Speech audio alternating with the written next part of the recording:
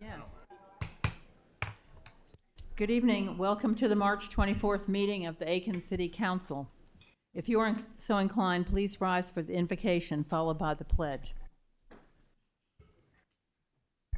Almighty God, our Heavenly Father, send down upon those who hold office in the city of Aiken the spirit of wisdom, charity, and justice, that with steadfast purpose they may faithfully serve in their offices to promote the well-being of all people.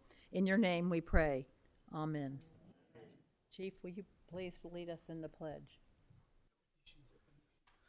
Mayor, Council, I pledge allegiance to the flag of the United States of America and to the republic for which it stands, one nation, under God, indivisible, with liberty and justice for all.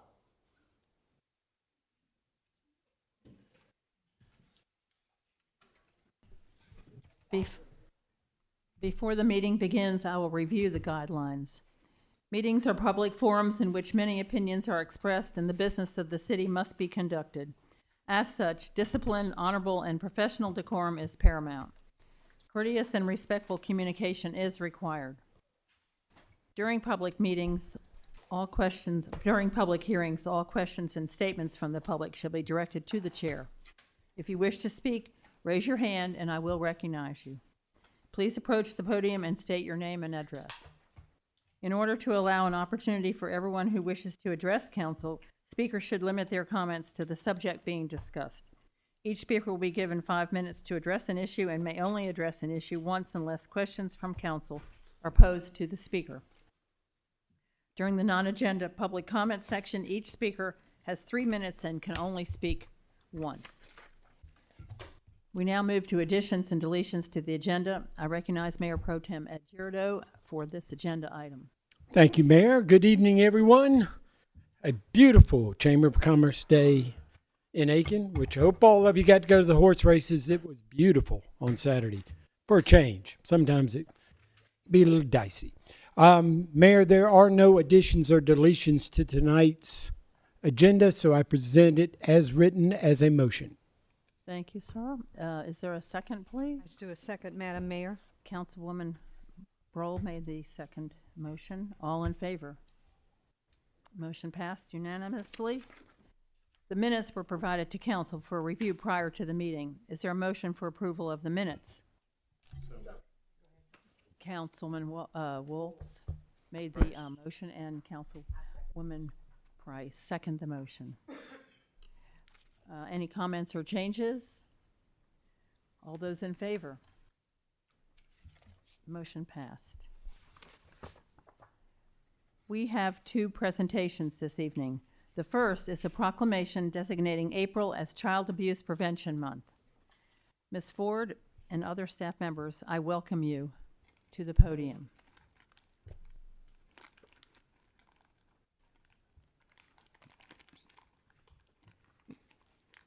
Thank you. I'm Peggy Ford. I'm the fortunate person who gets to be the executive director at Children's Place, and we are very excited that you have taken tonight to actually increase the awareness of the need for child abuse prevention. Children are safe when they live in safe families and in safe communities. And prevention is the most cost-effective way to protect our children. And we achieve that with partnerships within the community of nonprofits, partnerships with municipalities and government. And it is to celebrate that tonight that I'm here, because the partnership is strong in Aiken.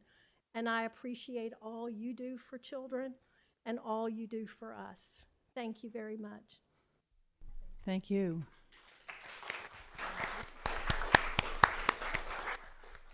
And Peggy, we have a proclamation declaring it Child Abuse Prevention Month. And it reads, thank you. Whereas South Carolina's future prosperity and quality of life depend on the healthy development of the more than 1.1 million children residing in the diverse communities across our state, and 38,083 right here in Aiken County. And whereas preventing child abuse and neglect must be a priority that requires individuals, families, child-serving organizations, schools, faith-based groups,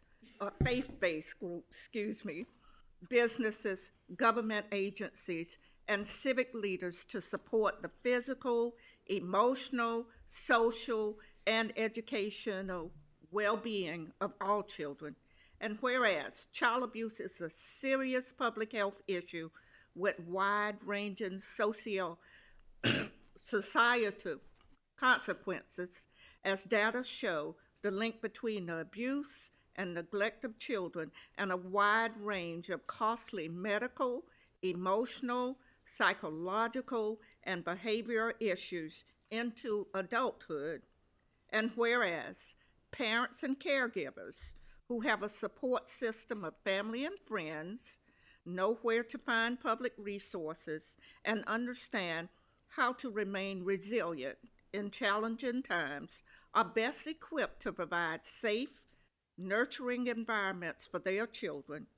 And whereas statewide and community prevention programs serve as proven and effective ways to reduce child abuse and neglect, no matter the geographic region, race or ethnicity, or economic status. And whereas in fiscal year 2024, there were 8,304 substantiated Child Protective Services investigations with 14,711 children in South Carolina and 101 investigations with 206 children here in Aiken County. Now, therefore, I, Teddy Milner, Mayor of Aiken, in the great state of South Carolina, do hereby proclaim April 2025 as Child Abuse Prevention Month throughout Aiken, and encourage all South Carolinians to dedicate themselves to protecting the quality of life for all families and children so that we end neglect and abuse. And is signed by the mayor and the entire council. Thank you. Thank you.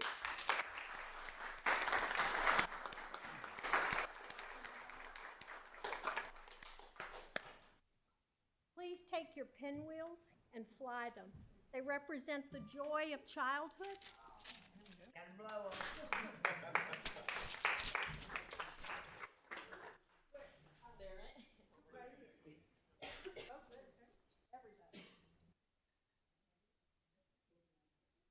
Where's the rest of our gang? Where's Lauren Malone?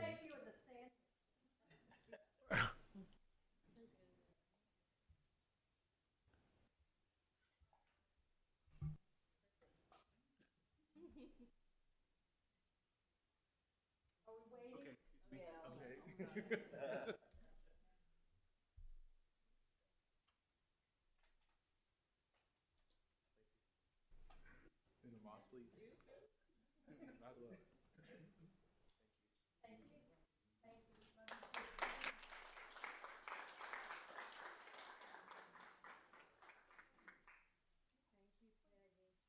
Thank you. Thank you. Thank you so much. The next presentation is by Harper General Contractors with an update on the Shaws Creek Water Treatment Plant progress. Would you all come up and speak to us? Thank you.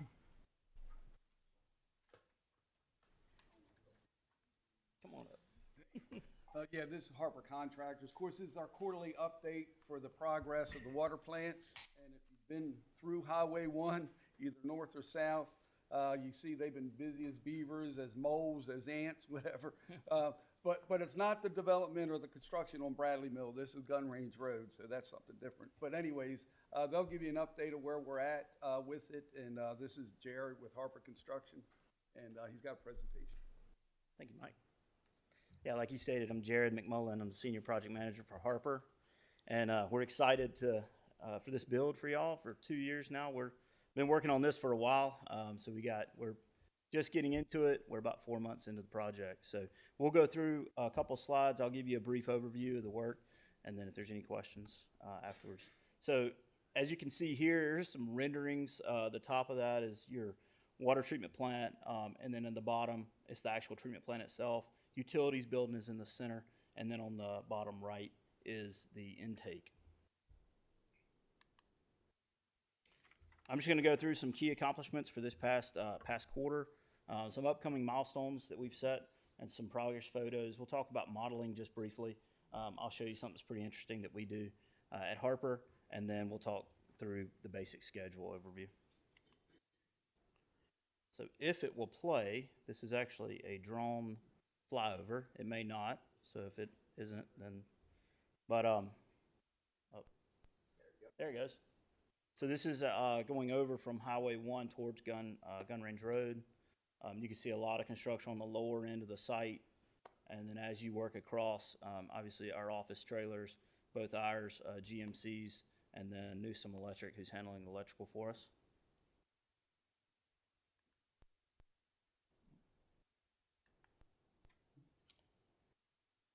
So some key accomplishments. This past quarter, we've got waste surge, slab and walls poured. That's what's in the photo there. So that'll be some of the waste that comes out of the plant after backwashing.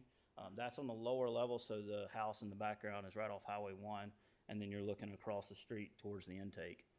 We also have a lot of pipe gallery under slab piping completed, which is a really critical step for us to get really out of the ground in the right direction. And then the treatment structures to subgrade, and I'll show you some photos of that in just a second.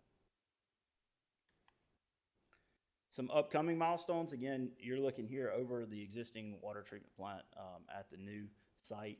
The high service pump station, the HSPS high service pump station, walls will be form tied and poured in concrete. The waste surge, we'll have a leak test on that structure before backfilling. And then the existing house on Highway 1 will be demoed.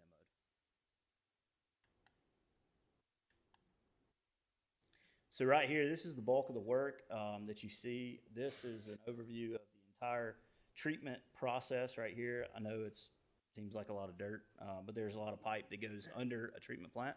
So that's what you see there. It's encased in concrete. And then at the top there is actually the high service pump station and the pump truck pouring the slab for that.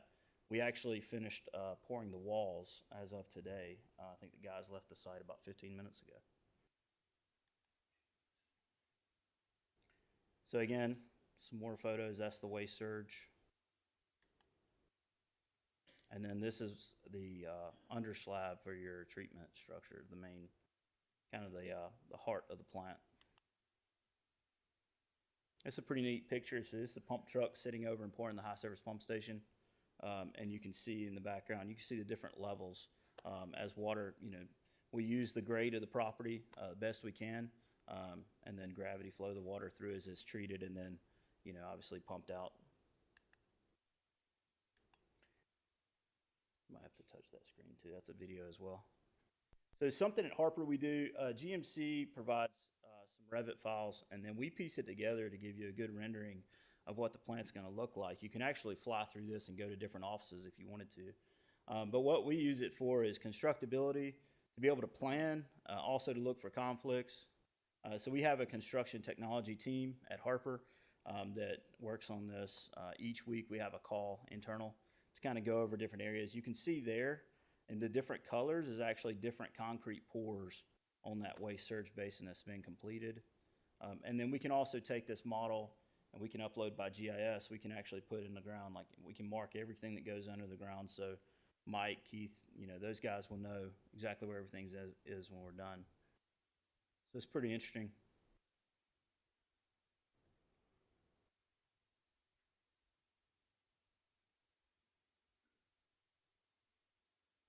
That's some chem feed tanks, bulk storage tanks on the backside of the process.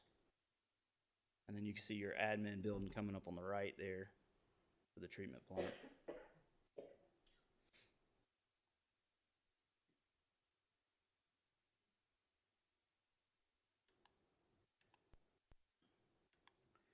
So schedule, total duration, 791 days. To date, we've requested no additional days. We've had some rain, but thankfully, this is a mostly sandy site, so it doesn't hold the rain and the water like some of the upstate jobs that we have. So it's a really good site to build on. And then we've got 105 days elapsed, where substantial completion date of February 8th. We're holding true to that date. So a lot of work to be done. We've got about 15% roughly complete as of today for the project, so we're well on our way.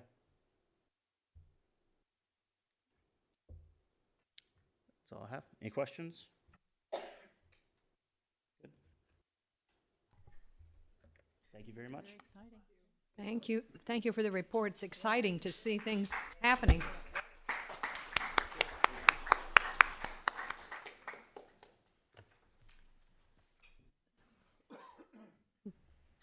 We will, excuse me, we will now open the floor to public comments on non-agenda items.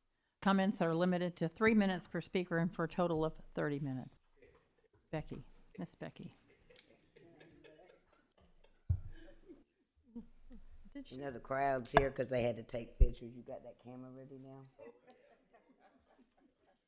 Okay, my name's Becky Phillips. My new address is 120.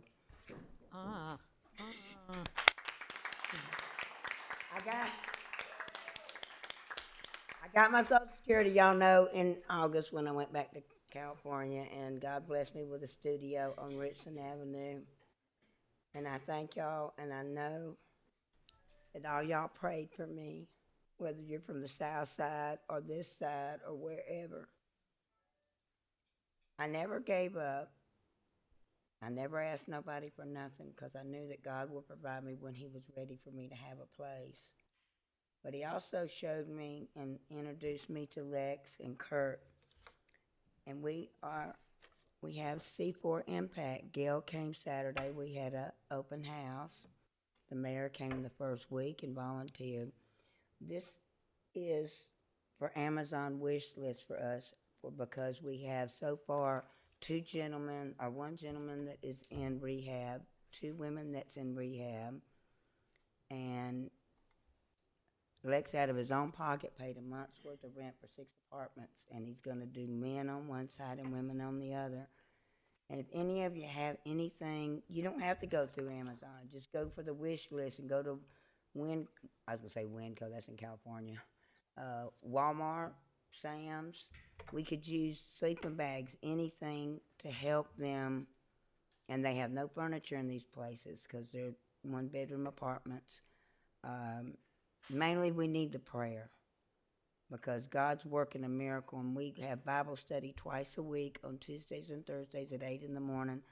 And we've actually had people on Saturday. 2 people accepted the Lord and 2 people got rooms at the new place. So I want to thank y'all for being there, putting up with Becky's garbage. But, sleeping outside for 2.5 years got old. And the more I got cold and wet with my dog, I wanted her a home, not me, because it wasn't fair for Lily.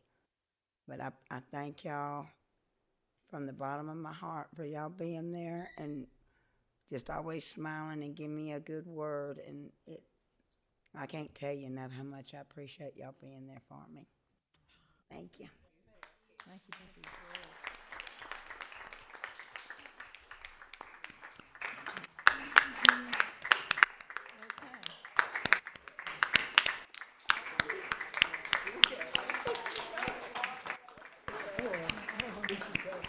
Yeah.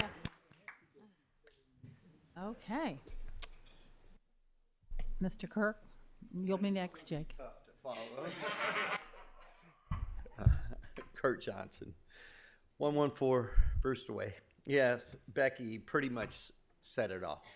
I mean, she is one of those that, God really did some work over the last 2.5 years.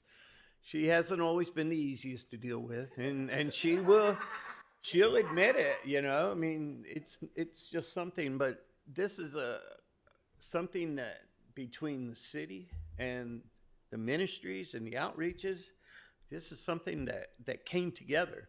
And that's all that we wanted when I first started coming here, and that's all that we wanted to happen, was the community to come together. And when you said that prayer, that invocation this morning or this afternoon, that's what you talked about. It's the community coming together. And that's what we're doing. We're coming together.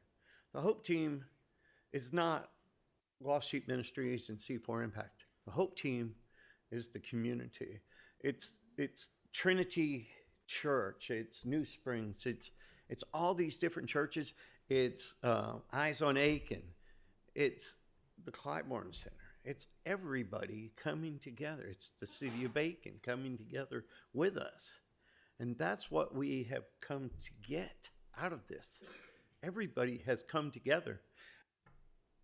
We've got a bunch of people back here. These are our fellow neighbors, and they're here. They have come with us because they want to see what's going on in the city. That's right. These are the people that are here with us. These are some of our people that we're working with. They don't want to be hidden in the shadows anymore. That's why we've got them here. And that's because of what you guys are doing as well. It's not because of what we're doing. It's God. It's because of you guys. Stuart, you are one of the biggest supporters that we've got. And there is nothing that we wouldn't do to keep that support coming from you. We love you because of that. And like I said, anytime you need anything from us, you got it. And that goes for any of you. We're here for you guys as well. So, Lex has got the rest of the amazing news for everything that's going on. Besides, you got to wait. Okay, go sit down. Decorum. But like I said, this has been an amazing time for us. So thank you. God bless every one of you. Thank you. I appreciate y'all.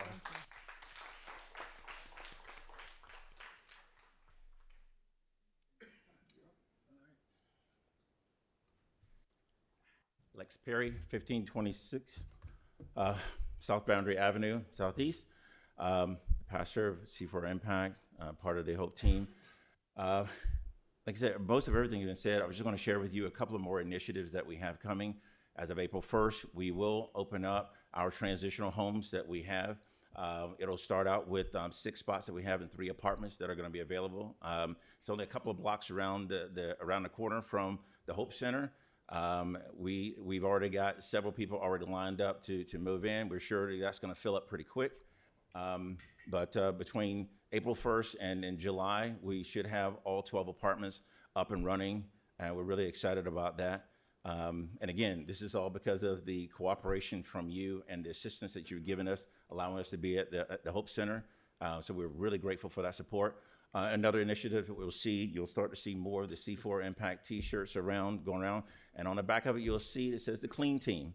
Because one of the things we want to make very clear is that we're here because of, it's kind of metaphorically speaking, people are getting clean and we're helping to keep our area and our environment clean. Because it starts on the inside, that transformation starts on the inside, on the outside. And you're gonna start to see from the Hope Team, the Lost Sheep Ministry, and from C4 Team, we're gonna start helping to clean up the city as well. I know that Councilman Dix talks about some projects that she would even share with us where we wanna do, where we'll go to the parks, we'll go to the neighborhoods, and we're gonna go around and we're gonna clean up the trash. And we're gonna be very actively going out and cleaning up things, okay? So, again, this is part of the giving back that we have, showing you giving thanks for what you're doing, but also because we're part of this community. Every person that you saw come up here is a part of this community, and we want to give back and to show that we also belong here. Okay, so thank you so much. Thank you.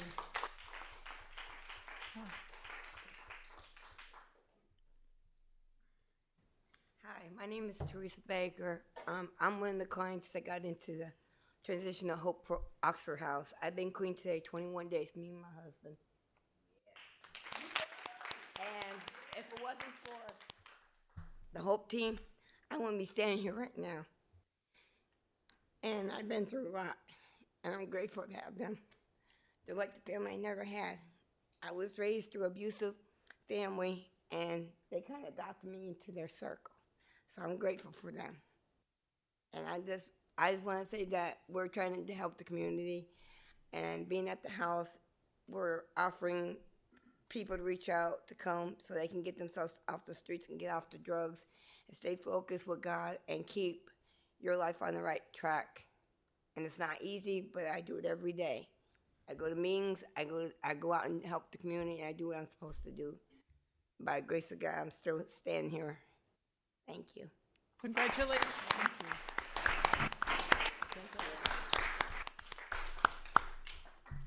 Did you have your hand up, Jacob? Before?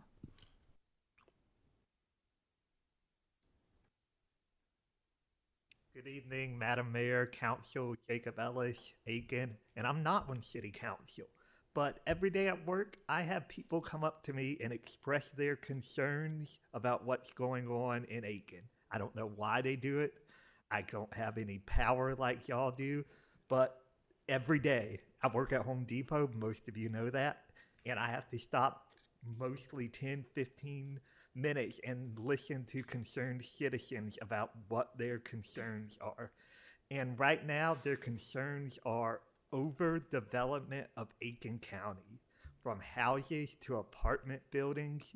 They say we are exploding, and we have more on the agenda tonight.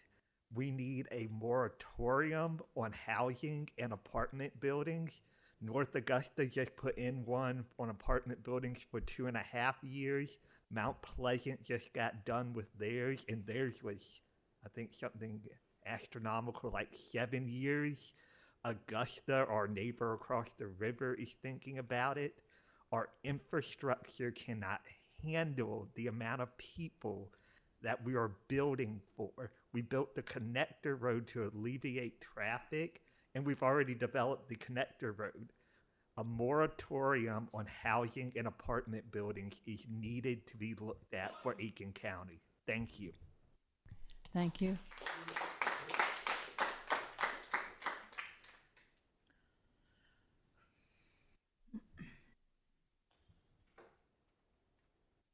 Good evening. Hello, I'm Peggy Elgin. I live in 161 Wingdelm Drive. And I'm also a member of a group called Clarity and Coffee. And we work with the mayor and talk about issues.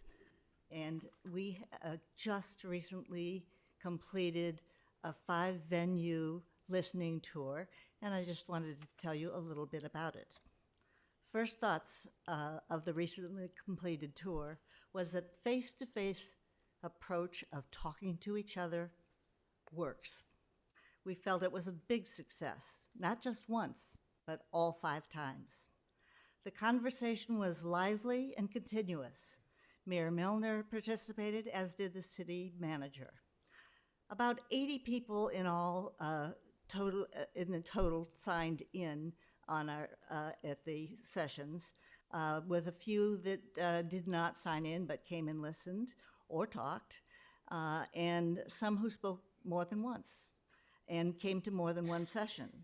But most people that came spoke at least once, and several of them talked quite a few times.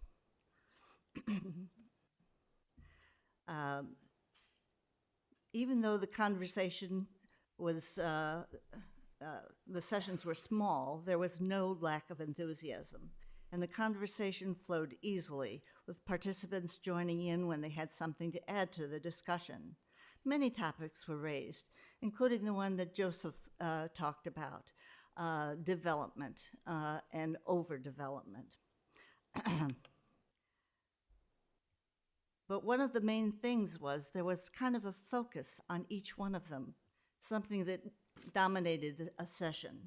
One group wondered why the area in Citizens Park was being fenced in and was concerned that they would lose access to space in the park for spontaneous activities.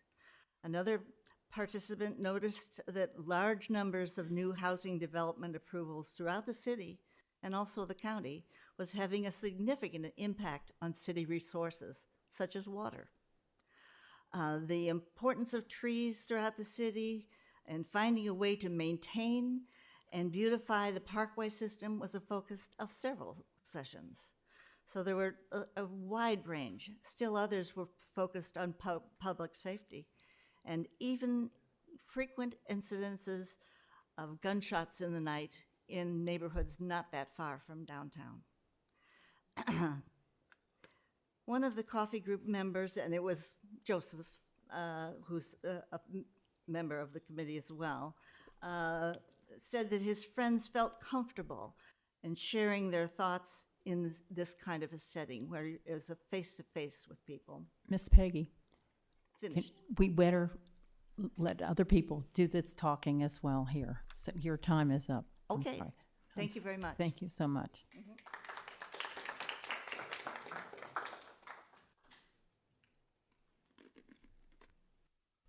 Anyone else?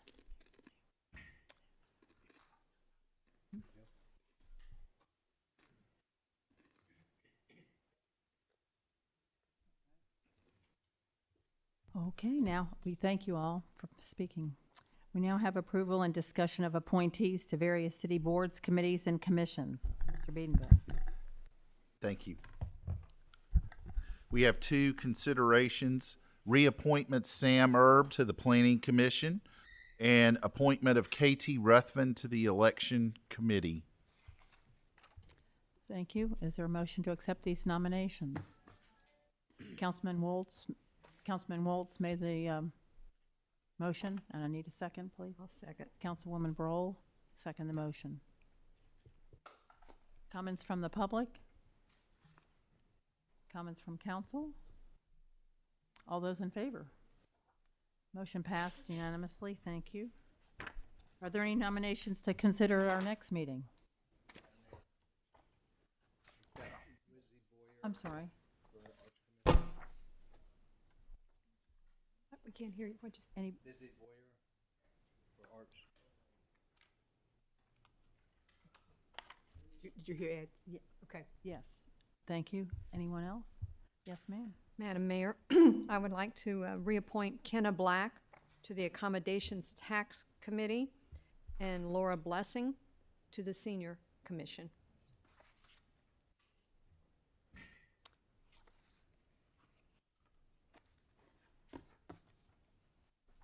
Okay, thank you. The final item under old business is second reading and public hearing of an ordinance to amend the fiscal year 2024-25 budget to include acceptance of disaster assistance grant funds. Mr. Beeden. Thank you. This is an ordinance to amend the budget of the city of Aiken for the fiscal year beginning July 1st, 2024 and ending June 30th, 2025 for the North Side Redevelopment Fund. We did receive a disaster assistance program grant from the South Carolina Housing Trust Fund in the amount of $875. It provides up to $30,000 of assistance per home for eligible repairs. Must meet certain criteria, including having an annual household income at or below 80% of the area median income. Applicants must own their home and live in it as their primary residence when the damage occurred, and the damage must have been due to an extreme weather event such as Hurricane Helene, and the damage is not covered by insurance. These grant funds will be managed through our Neighborhood Services Department, and we must do a budget adjustment to account for the revenues and potential expenditures in this fund, and it is before council for second reading this evening. Thank you. Do I have a motion to approve the second reading? Madam Mayor, I move that we approve this request on second reading to amend our FY '24 and '25 budget. Thank you, Councilwoman Price. I second. And Councilwoman Diggs second the motion. Any comments from the public? Comments from council? All those in favor? Motion passed. Thank you.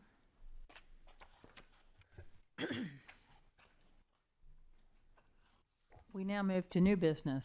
The first item under new business is an ordinance to annex 122 Vivian Drive and zone it RS15 residential single family. Mr. Beanville. Thank you. The ordinance is entitled an ordinance to annex property located at 122 Vivian Drive and to zone the same residential single family RS15. The applicants and owners have requested annexation of approximately 3/5 of an acre. Zone it residential single family 15. This is consistent zoning with the surrounding properties and the uses as single family residences. All those present at the Planning Commission at their March 11th meeting unanimously recommended the rezoning and annexation and zoning to residential single family RS15. And this is before you tonight for first reading. Thank you. Is there a motion to accept this? Madam Mayor, since this happens to be in my district, I'm going to make the motion to do this, to accept this. Councilwoman Broll made the motion. Second, please. I'll second, Madam Mayor. Councilwoman Gregory, second the motion. Are there any comments from the public? Comments from council? All those in favor? Motion. Councilman Waltz? I voted for it, I'm sorry. Motion passed, thank you. The next item under new business is an ordinance to rezone 724 Richland Avenue West from limited professional to office institutional. Mr. Beedenbaugh. Thank you, Madam Mayor. This is an ordinance amending the zoning of real estate owned by Richland Office LLC from limited professional LP to office O. The applicant is requesting zoning of approximately 34/100 of an acre at 724 Richland Avenue West, near Morgan Street, from LP Limited Professional to O Office. The office institutional zoning is described in the zoning ordinance as providing for a wide range of professional offices, institutions, selected service uses, and where appropriate residential uses. Primarily intended for location along major roadways, this is also intended for areas dominated by institutions such as a college or hospital. This, according to our comprehensive plan future land use map, this property is designated as commercial. The map is included in the agenda packet and up on the screen. It is north and east of a school zoned LP limited professional. And to the west is a vacant building zoned office institutional, which is the old county health department. And to the south across Richland Avenue, you have offices with a limited professional zoning as shown on the diagram on the screen. This property has an office use which is permitted in both the current and proposed zoning districts. This rezoning, though, will allow for retail use as well as commercial service uses. It has water and sanitary sewer available. All those present at the Planning Commission's meeting on March 11th unanimously recommended the rezoning from limited professional LP to office institutional, and it is before you tonight for first reading. Thank you. Is there a motion to approve this? Madam Mayor, I so move. Second, Madam Mayor. Councilwoman Broll made the motion, and Councilwoman Price seconded the motion. Any comments from public? Comments from council? Madam Mayor, I will say, I think when I very first moved here, Dr. Braun had his office there. That's like 38, 40 years ago, and I went there. So I have knowledge of this, and this is a nice use that's going to be done for it. Thank you. It's still owned by their family. It's still in the family, yes. Dr. Braun asked me how old I was at the time I was 40, and he said it was all downhill from here. And he was right. No. Oh. All those in favor, then? Everyone's in favor? That motion passed. Unanimous. Next is an ordinance to rezone 40.25 acres on Kershaw Street, York Street, Rudy Mason Parkway, and Buford Street from RS10 to PR Plan Residential and approve a concept plan. Mr. Biedenbach. Thank you, Madam Mayor. It's an ordinance entitled an ordinance to rezone property located on Kershaw Street Northeast, York Street Northeast, Rudy Mason Parkway, and Buford Street from single-family residential RS10 to Plan Residential PR and approve the concept plan, proposed concept plan. The applicant has requested to zone this parcel. You may remember that initially, about 14 months ago, we had 25 1/3 of the acreage proposed before council for a concept plan, single-family residences, and a commercial out parcel. This approval included a condition that the applicant acquire the property within 6 months, and once that condition was met, the approval went away. This current request, as I say, adds it to give it about 40 1/4 acres. A concept plan of 202 single-family lots without a commercial component. It is located near Kershaw Street Northeast, York Street Northeast, Rudy Mason Parkway, and Buford Street Northeast. Given the size of the tract and the proposed use, Plan Residential zoning must be complied with, which requires a concept plan reviewed by the Planning Commission and approved by council. The comprehensive plan assigns this for residential use, and it is compatible with Plan Residential zoning. Surrounding it, you have an undeveloped parcel zoned general business to the north, commercial uses across York Street zoned light industrial. You have residential uses in undeveloped parcels in a shopping center zoned GB. Across Rudy Mason Parkway, you have a retail store, undeveloped parcels zoned GB, and a multifamily development zoned residential multifamily high density. To the southeast across Buford Street is an undeveloped parcel zoned GB. You have residences to the south, along with a cell phone tower and undeveloped parcels with RS8 zoning, and an undeveloped parcel with residential multifamily low-density zoning. Across Kershaw is a dumpster rental business, and the proposed residential subdivision will be adjacent to the Edgewood neighborhood and other residences along York Street. We have a narrative description attached to the packet, which shows the 202 dwelling units, concept site plan, architectural illustrations, and estimated trip generation. The Planning Commission reviewed this at their March 11th meeting. 3-1 was the vote to recommend approval of the rezoning to Plan Residential and approve a concept plan with the following conditions. First, that sidewalks are added to both sides of the street.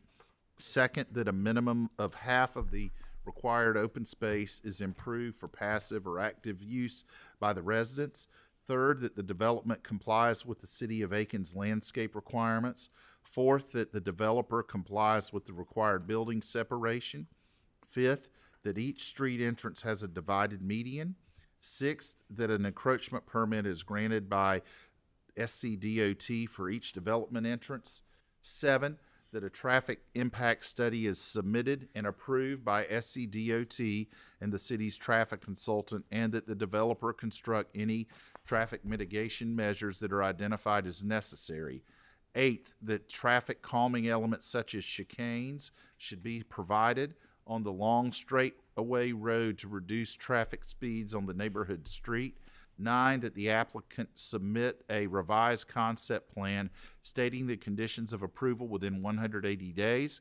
10, that the applicant sign an agreement stating the conditions of approval within 180 days. 11, that a transfer of ownership occur within 180 days. This is before you this evening, Madam Mayor and Council, for first reading. Thank you. Is there a motion to, I so move. Second, Madam Mayor, that we. Councilwoman Diggs and Councilwoman Price second the motion. Are there any comments from the public? Yes, sir. My name is Norman Dunnigan. I live at 324 Summerwind Court. 20 years ago, we started a small business right at the mouth of this area called Dumpster Depot. We recently sold it. Tammy, my wife, and I wanted to reinvest the money that we made back to our north side. For over 20 years, I've employed people from this very area. And back then, I could hire people, entry-level labor, for $11 or $12 an hour. Now that labor is upwards of $20 an hour, and people still are having a hard time affording entry-level homes. When I got our team together, I asked them to come up with simply the best home that they could provide for the lowest price so that we could let there be workforce housing in an area where the land has been definitely underused. So I love this plan. I love all the recommendations that the Planning Commission asked. I still would like for you to give me a variance on the separation of homes. Every foot that we expand the lots will cost the end user $15,000 in additional cost to purchase that home. I'm trying to get these homes in the low to mid 200s so that everyone can have the luxury of home ownership like I did 20 years ago. Just out of pure coincidence, I sent a wire today for my last payment on a home that Tammy and I built that we could not afford in 20 years ago, but boy, it seems like a deal today. So I'm just asking for you to grant me that variance. Thank you.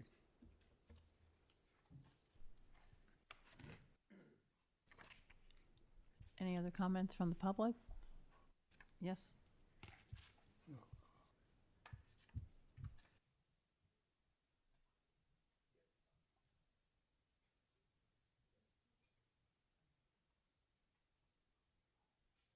This question is addressed to the chair. Is the variance they're asking for the same one that was, same thing that was done several months ago, where they reduced the size between two-story buildings from 20 feet to 15? Is that the same part of the ordinance? Is it going to be voted on tonight? So I'm trying to remember if they actually asked that for originally. I don't remember that on the original one. I think this one they are asking for, let's see, I believe it is, you can correct me if I'm wrong, I believe it's 13 feet between two-story structures. 13 feet and what is? I'm sorry. Nine side setbacks and 18 feet between structures. So it's 18 feet. 18 feet. 18 feet between two-story structures. They're asking for that? Correct. And we have typically a 20-foot separation.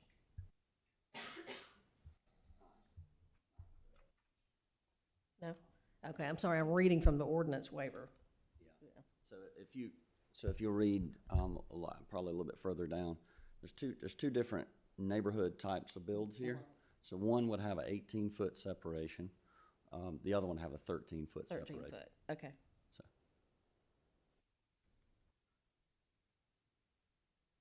Would this be a reduction? Just to clarify what Mr. Hanna was referring to, bear with me, I don't have my glasses today. I can't hear you. Just to clarify this, what's in question, the developer is requesting a 6.5-foot side setback and 13 foot between structures for the southern neighborhood, and a 9-foot side setback and 18 foot between structures for the northern neighborhood. Well, I'm most concerned with the area between the buildings. is there a reduction there? Yes. Yes. And that's the one the fire department did not want you to grant the variance for in the other development. And 5 people voted for the variance and 2 did not. And I think you're going to do it, are you going to address this evening? I'm sorry, Currently, it requires, the ordinance as written requires that the developer complies with required building separation. And what the applicant is asking is that council consider amending that to allow for an 18-foot distance or separation between structures in the what they're calling the northern neighborhood from 20, and on the what they're calling the southern neighborhood, they are requesting a 13-foot separation between the 2 properties. But currently, what is being proposed is following the what is written in our land development regulations, the 20. I would beg the council members who did not approve, who approved the variance last time, to reconsider and support the zoning amendment as it is.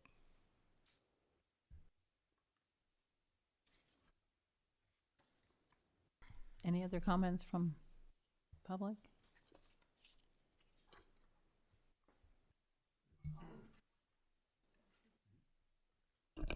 My name is Kurt Hanna. I live at 134 Marion Street Northeast. The developer and the landowner are both clients of mine, and I wanted to primarily clarify a couple of things.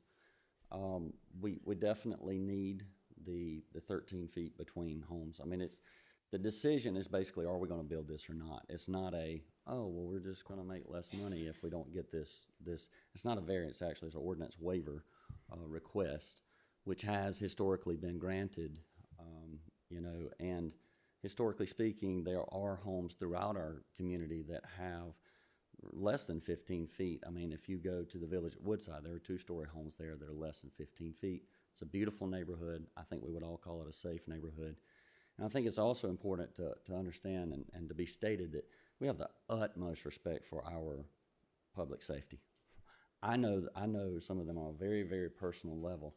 So by no means do we want to stand here and say, hey, we just don't care what they say. No, we care deeply, deeply what public safety says. And so it's important to note that we're going to make sure that there are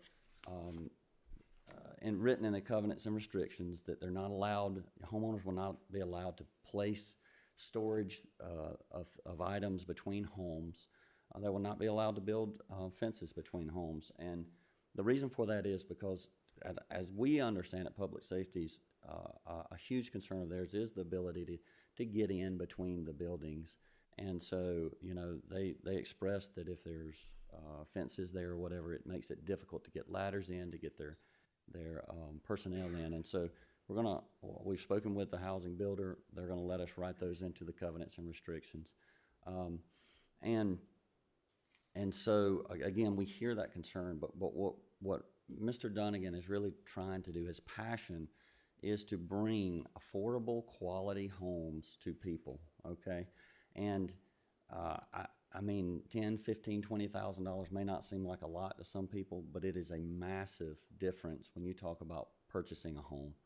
And so, again, whether or not this is granted is probably the decision of whether or not this moves forward. I can't say that 100% sure, because we're working together to try to figure out how we can give at least that 15, but we just can't figure out how to make the numbers work. Our housing builders, is going to end up being priced out of the market, and it's just going to come crumbling down, frankly. So we hear what's being said. We hear the concerns. We take them very, very seriously, okay? The second thing is there was one kind of different thing added into from planning. They asked for right turn lanes to be required at every entrance. I mean, that was just kind of a preference thing. So what we would like to say is stick with the original language before it went to planning that simply says that we abide by whatever the DOT requires. If the DOT requires right turn lanes, we will put them in the entrances. We just don't want to be arbitrarily required to put in that extra, you know, asphalt and cuts, because if you look at the plan, you'll see that some of those are pretty narrow. We don't even have homes at some of the entrances. And so I'm a little concerned that if we're required to arbitrarily widen them even further, especially on the side roads, that we may have some issues. So those are two things that we need explicitly stated in the motion if we're going to be able to make this thing successful. And lastly, I think it's worth noting that the cottages on the north end will actually, they'll have landscape and lawn care within the HOA. So the quality of the community is going to be, you know, it's just a lot easier to maintain. It's a lot easier to maintain cleanliness in between the homes whenever, you know, they're required to make sure everything's out of the way for landscaping. So again, we hear all the concerns. We take them very seriously. We just, Mr. Dunnigan has a passion and a belief that people need affordable homes. And I think we could all agree that that's certainly something that we need. Thank you. Thank you. Yes.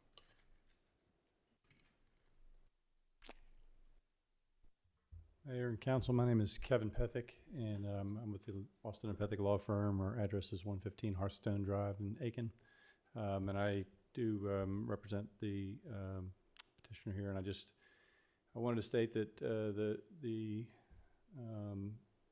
way that our city is coming together and working with people that have needs for housing is very inspirational. I'm really proud to see all the efforts that are being made to do that. I think that the project that we're looking at to try to bring the transitional homes for the homeless is an excellent project. I think that you know, the workforce housing efforts that Norm's making are just really important to our community. As the price of a hamburger goes from, you know, $7 to $12, so does the cost of the dirt work.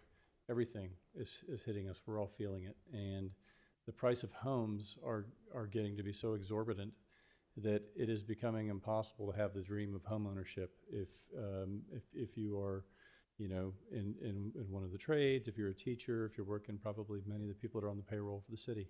It's becoming so difficult, and it's easy for people to come up here and say every lot should be an acre and there should be I mean, it's really easy to say that, and you know, for the $400,000 and $500,000 homes that have that, that's wonderful. But that's not a reality for these developers. The size of the lot impacts very significantly the price of the homes, and as you increase the size of the lot, unfortunately, the price of the homes increase, and it just takes it outside of the affordability. And so I just would urge you to consider that. I know that there are very serious concerns from fire, and I think that we need to discuss those. I do think that one of the things that the concessions that were to be made was to make sure that there are no obstructions between the homes. There were some fences that were to be made, and so I would think that between now and a final decision, it'd be well worth the time to have some discussions with public safety and see if there's other things that can be done. But I just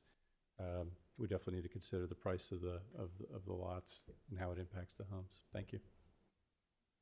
Thank you. Any other comments from the public? Comments from council? Yes, Madam Mayor. Go ahead. This development will be less than 5 minutes from my home. I've been on council for 13 years now. And when I was elected, all I heard from people on the north side and the east side is everything's happening on the south side. Houses are being built, apartments are being built, restaurants are coming, and grocery stores are coming. They always said that people follow traffic, and that traffic was going to the south side. We have an opportunity here to grow our neighborhood. not only on the north side, but the east side, because we've seen a lot of things coming to west side. We've always wanted balanced growth. We know that will probably not happen, but this may be as close as we get for a while. And one thing I've been praying for is grocery stores. They always say if you build it, they'll come. So right now on the north side, we're building it. We want what everybody else has. We want good, healthy restaurants, not just fast food. We want nice houses. Some that people that have not realized what it's like to have a nice home may finally be able to do this. And you know what I appreciate about Norman Dunnigan? When I first met Norman, I was running for council. And he wasn't supporting me, he was supporting someone else. And my constituents were complaining about dumpster depot. They didn't know what was going on in the building. They didn't know what the impact was going to be in our community. And that was back in 2012. Norman showed up for a community meeting that I hosted. And everybody was angry at Norman because they didn't like that dumpster depot thing. But you know what Norman did? Norman hired people off the street, people that no one else would ever give a job to. And he gave them a job. He gave them hope, something they didn't have before. And since that time, he's continuously invested in the north side. Those people that he hired back then have a new lease on life. They have been elevated to another level. And they are doing well. And it's because of Norman and his commitment to the north side of town and its people. And now when some of those people run into me, they said, that Norman Dunnigan, he practices what he preaches. When he make a promise, he fulfills that promise. So this is an opportunity for us to have more than we have on the north side. And yeah, everywhere you go, there's going to be traffic. We really don't know what bad traffic is. And I know a lot of you say, well, that's your opinion. Yes, it is. I don't go to South Side certain times of the day because of the traffic. But traffic will always be here. We can't control it. So I'm going to vote in favor of this project for my constituents who've been asking for years because they felt forgotten. They felt left out. And this is for the north side and the east side. This is what they've been feeling. Why is everything going the south side? Now I can tell them, honestly tell them, it's coming. It's coming because you got people like Norman Dunnigan who has God in him and makes sure that when he makes it, and that's what he's done, he reaches down and pulls other people up so they can make it too. So I just thank you, Norman. I'm looking forward to this development. Like I said, it's 5 minutes, less than 5 minutes from my house. So I'm right in the middle of it. And I think we're going to be all right.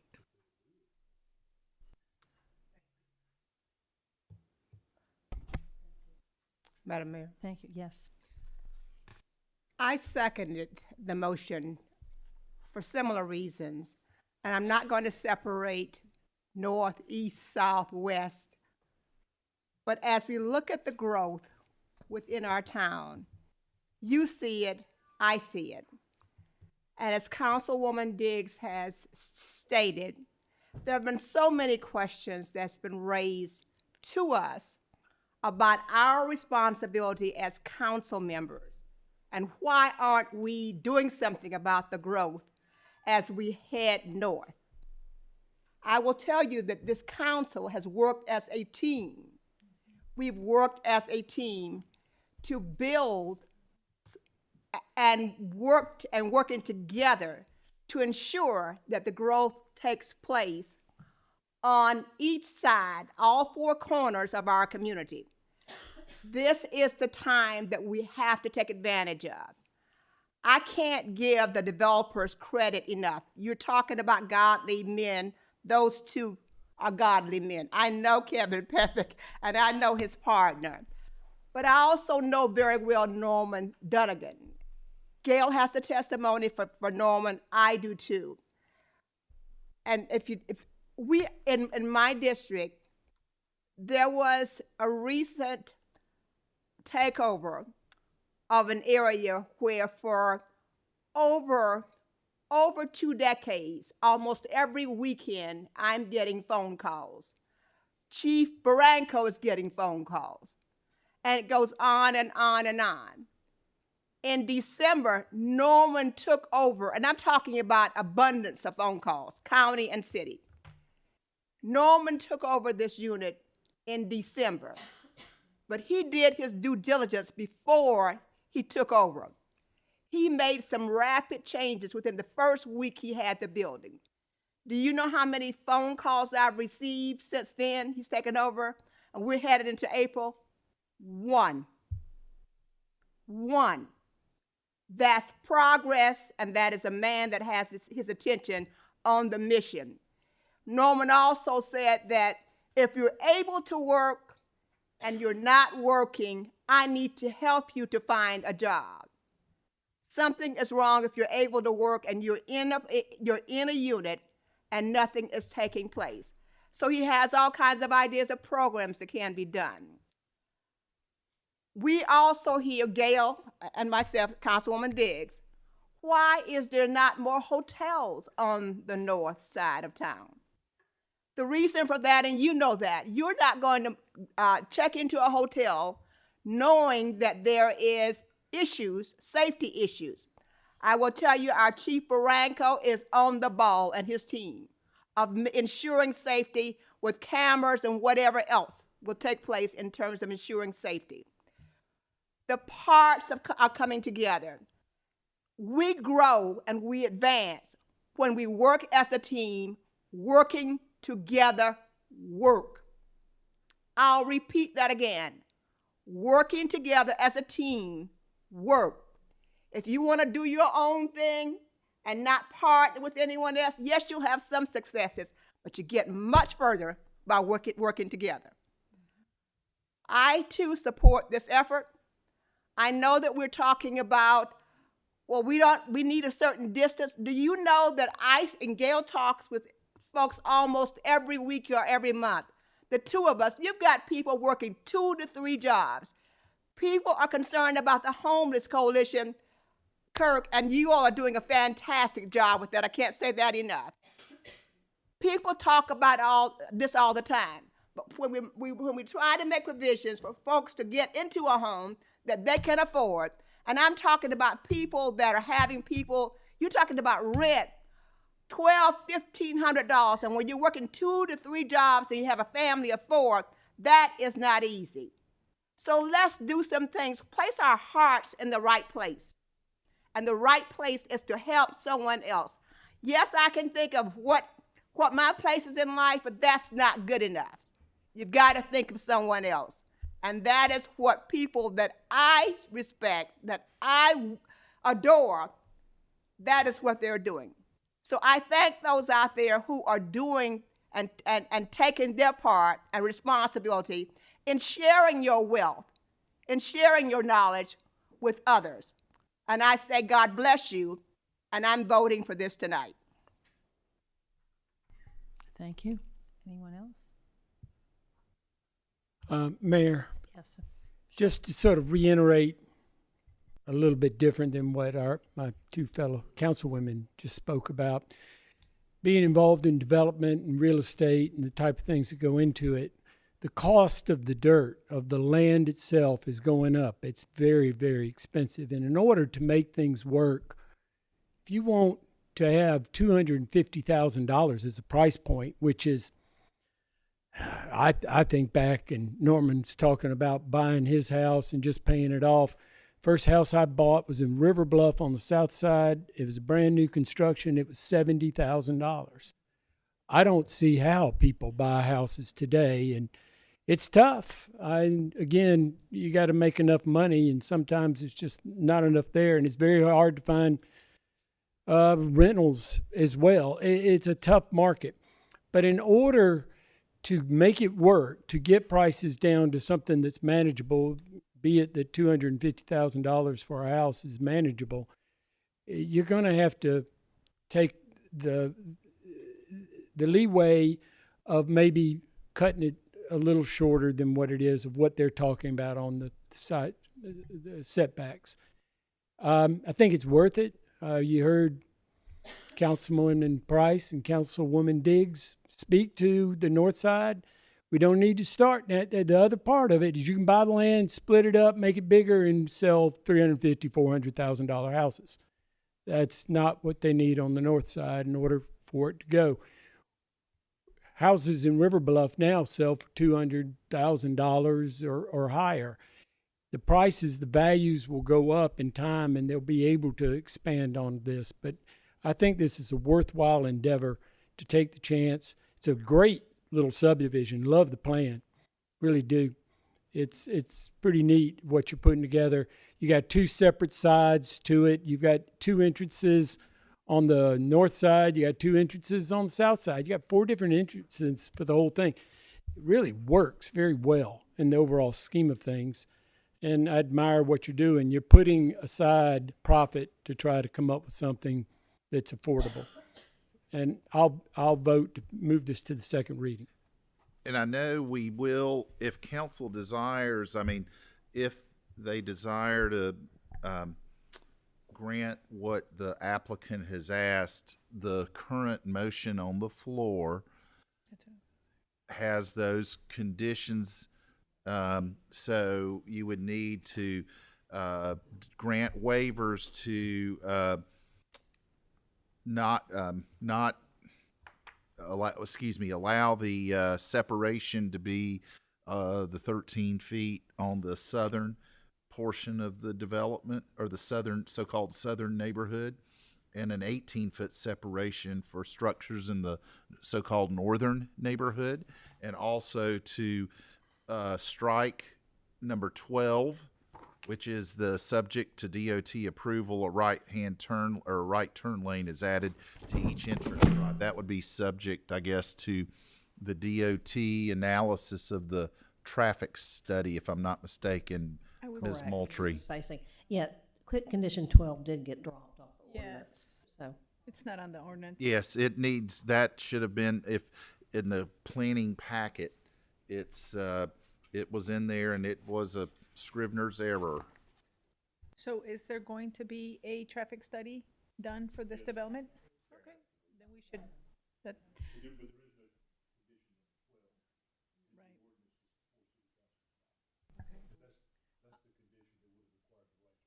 If a traffic study is being done, I'm comfortable amending that. Is it, how about everybody else? Yeah? No, because he said it's. It was a condition that was in there before it went to the planning commission. It's not in the memo, It's but not in the memo, and it's not in the ordinance. The only thing we are dealing with is the waiver. Is that correct? Yes, ma'am. Was it dropped from the planning commission's memorandum? it was just some back and forth that got dropped when we were working up the ordinance. Yeah. Okay. Yeah. Correct, but it's not in the ordinance in front of them. Okay. Well, as long as it's not going to trip anybody out.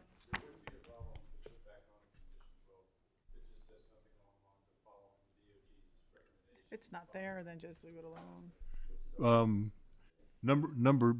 Condition number 7, Kevin, says that a traffic impact study is submitted and approved by SCDOT and the city's traffic consultant, and the developer constructs any traffic mitigating measures that are identified as necessary.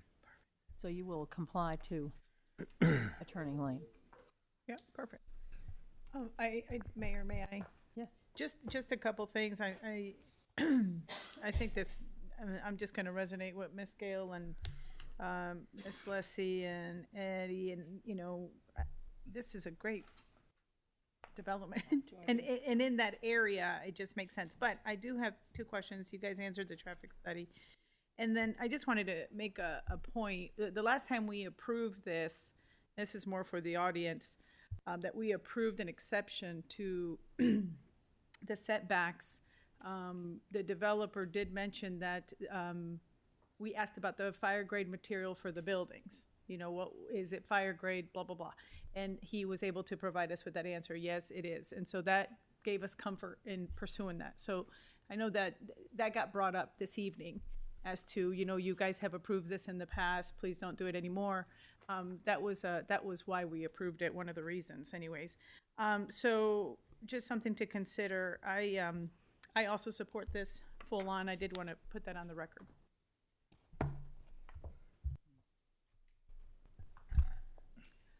Anyone else?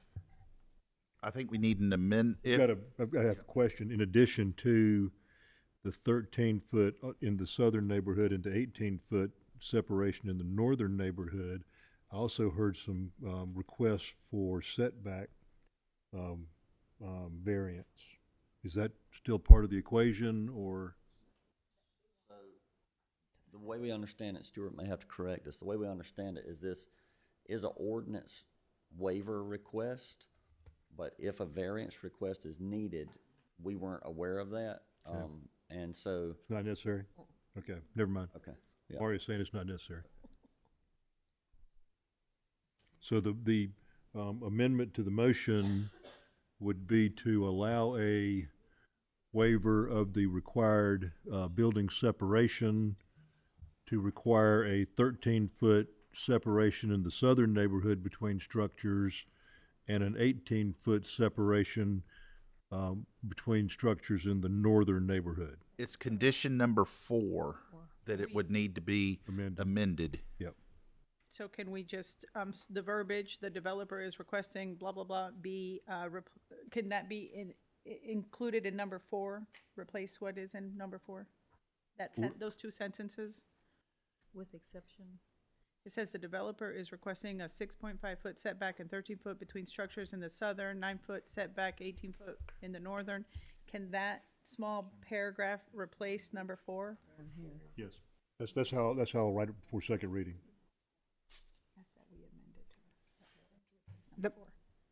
Do I make a motion now? Yes, ma'am, To if you're amend ready. Paragraph 4. You move to amend your motion to include that language in paragraph 4. Gail made and I second that motion. Okay. Councilwoman Diggs made the motion, and Councilwoman Price seconded the motion. Yep. Second that motion. I know.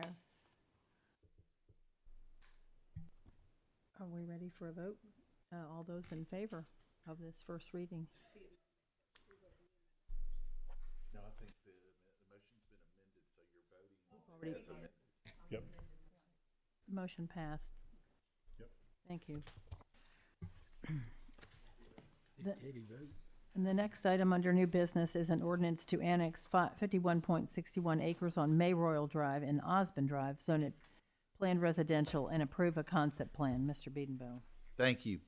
This is an ordinance entitled, "An Ordinance to Annex the Corporate Limits of the City of Aiken, certain property located on Mayroyal Drive and Osborne Drive, and zone the same PR planning residential, and approve the proposed concept plan." 11 months ago, the council passed an ordinance approving annexation and concept plan approval for a 250 lot single family subdivision on approximately 91.14 acres on Royal Drive to be rezoned from the county's RUD, rural development, to planned residential PR.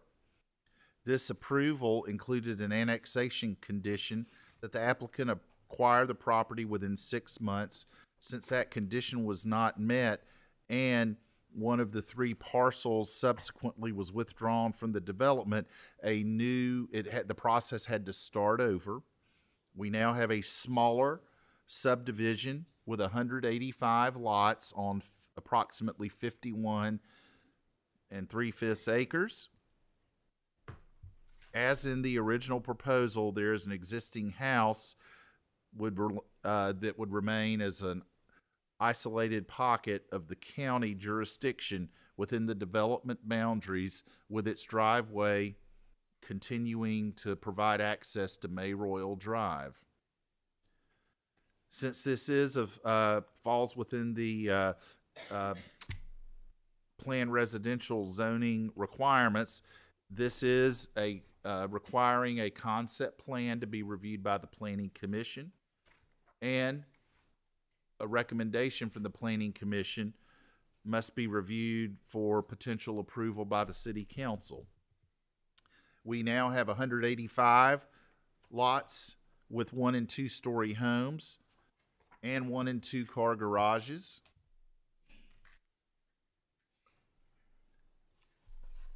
These parcels on our comprehensive plan future land use map assigns a mixed-use development character to the property. The proposed PR, planned residential zoning and concept plan, would provide an appropriate transitional use between non-residential uses on Columbia Highway North and the adjacent rural residential pattern along Royal Drive and Osmond Drive. Surrounding land uses to the north along Royal are single family, zoned by the county as RUD. To the east along Osmond Drive are single family residences zoned by the county as rural development RUD. To the west, there's undeveloped county tracts with the same zoning. And to the south are single family residences zoned as a RUD. Crosland Park is zoned residential single family RS10 per city zoning. It has water and access to adjacent roads, and sanitary sewer service will be extended to the property by the developer. The utility and stormwater management plans will be evaluated when civil plans are submitted for staff review. The proposed density is 3.58 units per acre, which is less than the maximum of 12 units per acre. It includes open space and recreational amenities. The exterior siding proposed is cement board, stone, brick, stucco, vinyl, or a combination of the materials. The open space requirement for the development is 20%. This proposes an open space acreage of 30%. Half the open space should be improved for passive or active recreation for the residents. The concept plan denotes that access to the open space area, which is an amenity pond and activity pond, will be provided with a trail system, a perimeter buffer of varying widths, some of which scale much wider than denoted on the plan. Our land development regulations require each entrance to have a 15-foot wide landscape median with a monument sign. However, the limited road frontage precludes landscape entrance medians. The narrative includes a requested median waiver. The zoning ordinance requires 15 feet between single-story buildings and 20 feet between multi-story buildings. The concept plan notes that the required separation will be provided between each structure. Sidewalks will be installed on one side of each street within the development per the regulations. Additional walkways may be required through the longer prepared blocks to connect the single-family dwelling unit to the interior open space. The zoning ordinance requires single-family dwelling units to have space for 2 off-street parking The submitted photographs and renderings show the proposed houses will have a single car or two-car attached garage. Those with a single-car garage will be required to have an additional parking space completely located within the private lot, so you can have 2 parking spaces. There will be 1 public access point from May Royal Drive. Possible emergency access points are shown from May Royal and from Osmond Drive. Based on the estimated traffic generation of the development, a traffic impact study will be required, and one has been provided for review to the city's traffic consultant and to SCDOT. All those present at the Planning Commission's March 11th meeting recommended approval of the annexation and zoning with the following conditions: that the required recreation area be provided per the zoning ordinance, the required landscaped entrance median be a minimum of 10 feet in width, additional walkways shall be provided between the street sidewalks and the open space areas per review of the planning director, that the developer shall construct any traffic mitigating measures that are identified as necessary by the city's traffic consultant and SCDOT. The applicant shall submit a revised concept plan stating the conditions of approval by November 15th, 2025. The application shall sign an agreement stating the conditions of approval by November 15th, 2025, that a 6-foot privacy fence be installed along the back of each lot, behind any adjacent existing lot, and along the side of each lot bordering the entrances in compliance with the zoning ordinance. A second entrance be installed along May Royal Drive dependent on appropriate site distances, and that a right-of-way easement is extended from the cul-de-sac to the undeveloped parcel to the south. The planning director recommends that council also consider a cross-access easement to the undeveloped parcel to the west adjacent to US 1 Columbia Highway North. And this is before you tonight for first reading and public hearing, Madam Mayor and Council. Thank you. Is there a motion? Madam Mayor, I move that we pass this first reading of an ordinance to annex 51.61 acres on May Royal Osmond Drive, and also the planned residential concept plan. Councilwoman Broll made the motion. I need a second, please. Councilman Waltz second the motion. Any comments from the public? Then you're...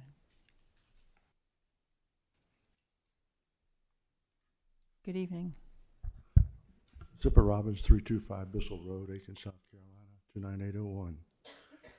A little background on this I think needs to be refreshing. It reminds me of a famous statement by a great statesman, Yogi Berra.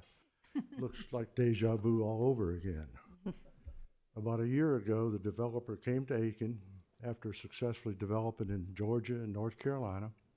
Aiken caught his eye, and when he came to town, he started talking to people, and all he heard was north side, east side, north side, east side. So I found a piece of property that's northeast and applied to the Planning Commission, went through the required meetings, was approved, came to this astute body, read, and was approved. The condition was that it was 180 days to take possession of the property. Well, nobody wants to buy a piece of property before they know they can use it what they need to. So they started a permitting process, and the first thing they hit was the Aiken County was auditing the sewage capacity and would not give a sewage permit to the development until that was finished. And that ate up about 2 months of the time. And then Helene came through, and we all know what happened there. And then some people in opposition, rather than manning up, went to STDOT and said they'd have to have a traffic study. And a traffic study is not a guy in a folding chair with a clicker. They're very, very engineered and expensive. They did the traffic study, and it came out that they had to put a turning lane on Wire Road, which they agreed to do. And then for some reason, a second traffic study was requested for a traffic light. So they did that traffic study, and it came out that no, they did not need one, but they needed to make a turning lane on US 1. And then for some reason, somebody went to SDOT and requested a third traffic study when the school buses are running. So they did that study. It was all fine and good. And here we are about a year later. The time ran out, and he was told by somebody in the city that because of these circumstances, the 180 days didn't apply. However, the next day, the Planning Commission overrode that and said, yes, you have to start again. So here we are, first reading on something that's about a year old, and I hope that we can get this through. It's a good project in the right area, and they do a good job, and they'll do a great job for Aiken. Thank you. Thank you, Mr. Robbins.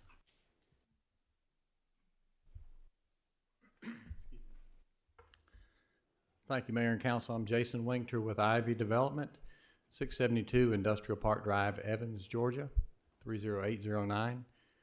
We've been working with Chad and Warren Gibson for a while on this, and we've are under contract with them. We will be the developer, builder, and real estate company for this project if it's approved. We're a local business, family-owned business, and we're looking forward to working in Aiken. So the project, as you see it before you, is 185 lots. One entrance I'll quickly walk you through. We do show in the narrative 25-foot undisturbed buffers. The drawing shows much more space than that in some locations.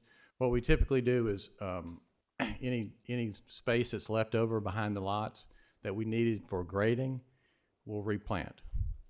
So that's why we're asking for 25 feet of undisturbed buffer, and then there'll be probably more buffer in a lot of places that we will replant. But that allows us to do our engineering, fit the lots in, the roads in, all the infrastructure.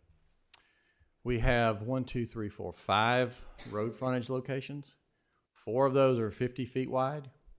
One of those is 25 feet wide down at the near location of Osmond and Aldrich. We hope that will be where we run our sewer force main and possibly our location for our emergency access point. But as we told staff and Planning Commission, you know, we'd rather not pick the final location of the emergency access. We'd love to have city input on that, especially public safety, since they're the ones that would be using that most likely in the case of an emergency. So we'd rather just leave the other 4 spots open for discussion on those and have that determined at engineering. But again, it doesn't matter which location is picked. We do like the one entrance. The other 3 50-foot wide access points, we have told at least one of the property owners adjacent to those that once we get through engineering, if we don't need those, we'd be happy to negotiate selling those to those adjacent property owners. And you know, whether it's split down the center or whatever, but we'll have those discussions with those folks at that point. Most of the pictures that were included in the narrative are houses that we built. There are some pictures that we included from Chad and Warren Gibson's submittal last year because those are similar in size and style, so we kept those in. But the other ones that you're looking at are actual pictures from our neighborhoods locally of what we put on the ground now. The Planning Commission, so Ms. Moultrie can correct me on the conditions of what y'all have in your ordinance tonight, but the Planning Commission added a second entrance to this project a couple weeks ago. They also added building privacy fences down both sides of both of those entrances. Those two together are about $300,000 in cost, which kills this deal. So we would ask for y'all's consideration, if they are still conditions, to take those out. We're also asking for an increase of the maximum density to 189 lots. We are in active discussions with Ms. Jennifer Williams, who owns the parcel that's inside of this project. And we think we are very close. to working the deal out with her. I know she's here tonight, and she can certainly speak on that. But in our last discussion, the last real point that she wanted to see through was approval by City Council. And then we could go, hopefully, to final contract on that one. So that's why we'd ask for 189 lots total density.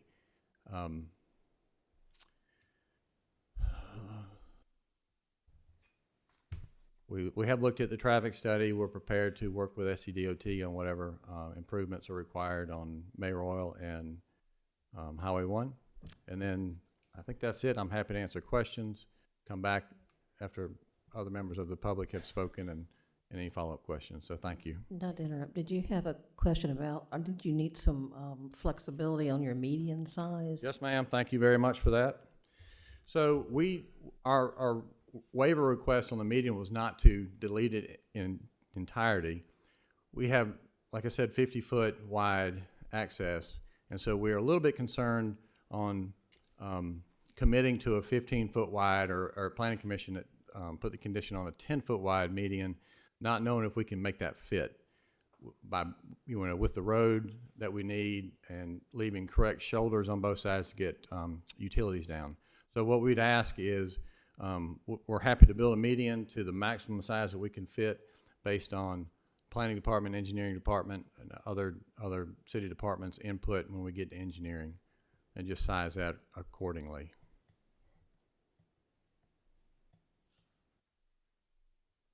All right, thank you. Thank you. Excuse me, Madam Mayor, if I may. Yes, You're please. asking for total, originally it was 250, right? Yes, ma'am. Last year. And now it is 189? 189. So there were 3 parcels originally. We are now under contract for 2 of the 3 original. So I think before it was 50, 75 acres roughly, and now it's about 51. 72. So, okay, thank you. I just wanted to be sure about the reduction in the number. Okay. And I'm confused about the second entrance. You're asking to remove that?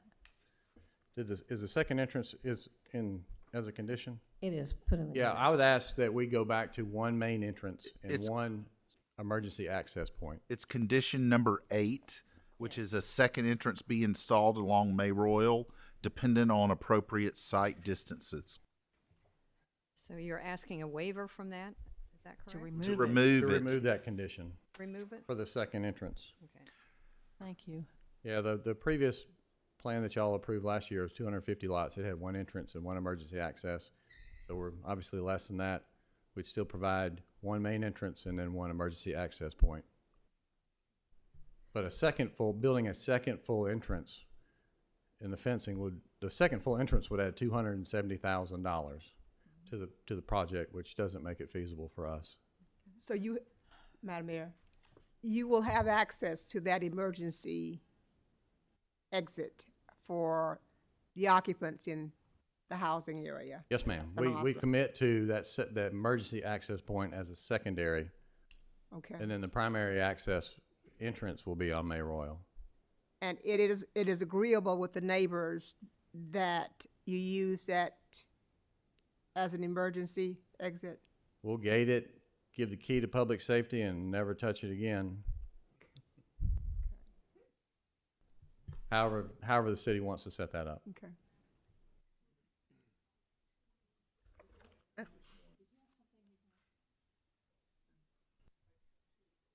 My name's Larry Bowling. I live at 540 Mayoral Drive. And, I mean, the subdivision's gonna get built. We know that sooner or later. But 11 months ago, when y'all approved the subdivision being built, there was gonna be an 8-foot fence put up that was not wood. It was made out of PVC or whatever they was gonna make it out of. The other thing I can't understand, is you dropped from 450 to 189 homes, and now they want 2 entrances and exits. They only had 1 to start with 450 homes. So I just ask you to consider that, to put the fence back the way it was originally agreed upon by the builder then. I mean, he's got less area to put a fence up in, but at least we can keep the privacy between it, and that's on the other side of that 25-foot buffer.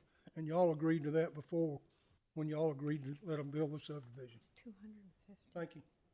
Thank you very much. Yes.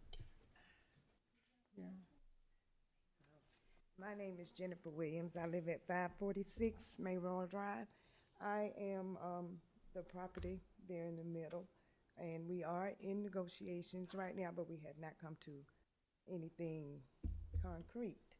And with that being said, I'm also concerned about if we don't come to an agreement, how will I get in and out my property? I am 546 Mayoral is my address, but I live down that hill. What happens? Do I change my address? Will I lose that access point to Mayoral?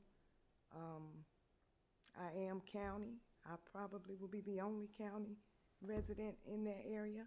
So I have a lot of concerns about those things, especially losing that easement. And I know that in the deed, it said that it can be lost. However, I don't see where it's feasible with those other two parcels. There were houses the last time.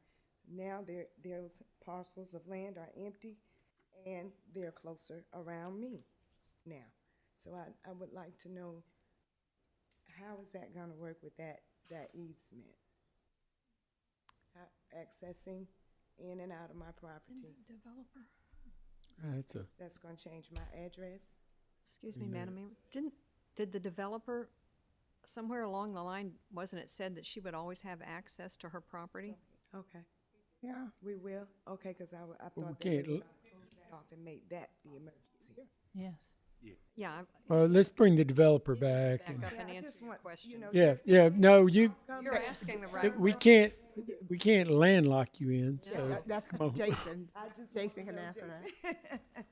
All right, so, yes, we have, I've been over to Miss Williams' house and talked to her, and we've talked through a lot of different concerns.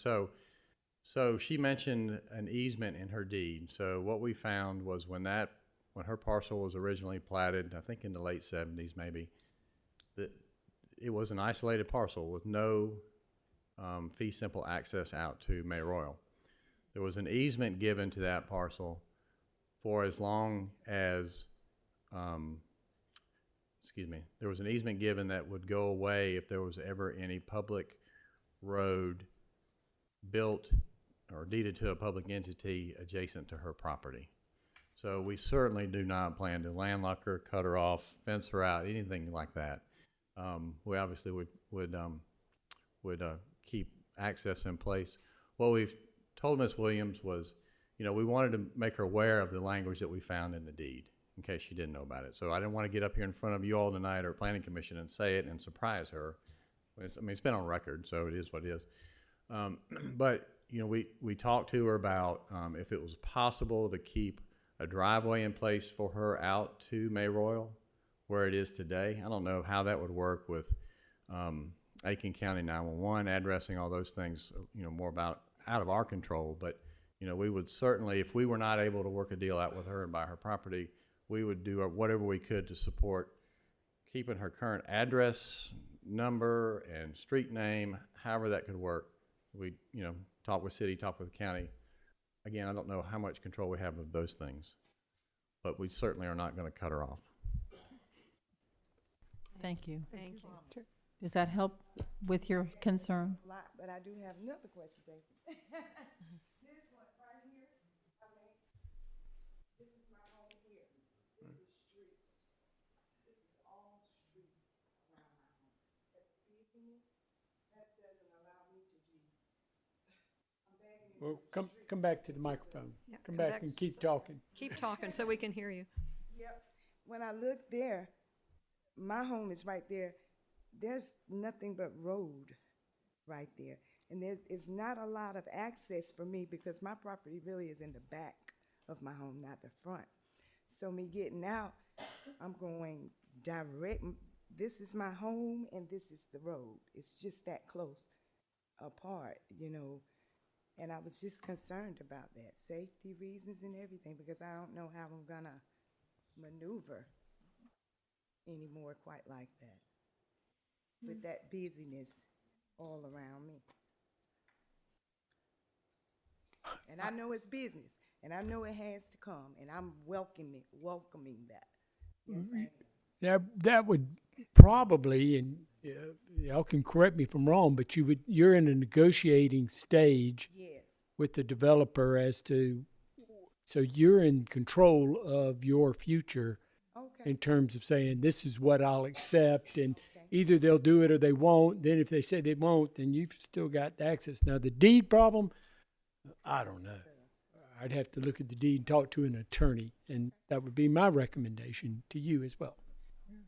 I have a comment. Have you talked about a fence being built to protect? We did talk about a fence last year, but we all have not discussed a fence or anything going forward. Is that something you would? If we don't come to terms on anything, yes. Okay. Thank you. Any other comments from the public?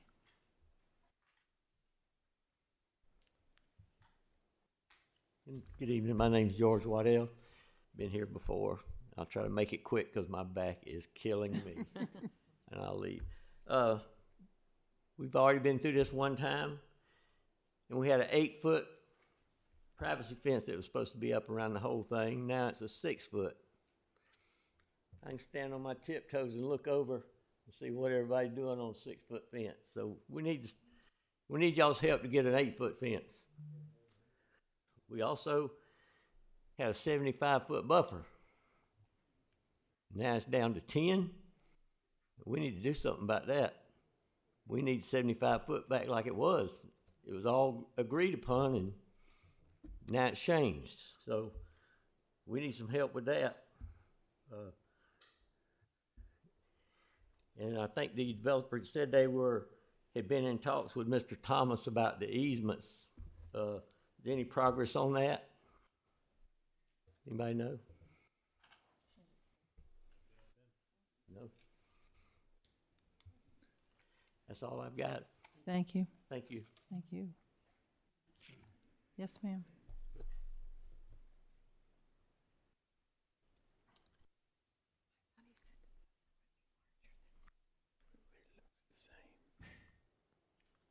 I know, you're shocked. Diane Phillips, 3509 Gamble Road, Aiken, South Carolina, 29801. I just want to remind this body that across the street from this development is Western Carolina State Fair Foundation property. And all we ask, we have no objection. All we ask is that when these homes are being sold or when the ordinance, if they're doing an HOA, that they share with the people buying in this community that there is a fair, there is a spring festival, there is a rodeo, there is a lot of noise. We just don't want anybody to be disappointed when they buy a house and then try and shut us down. But no objection to the development. Thank you. Thank you, Diane. Thank you. It is. Anyone else? Yes, ma'am.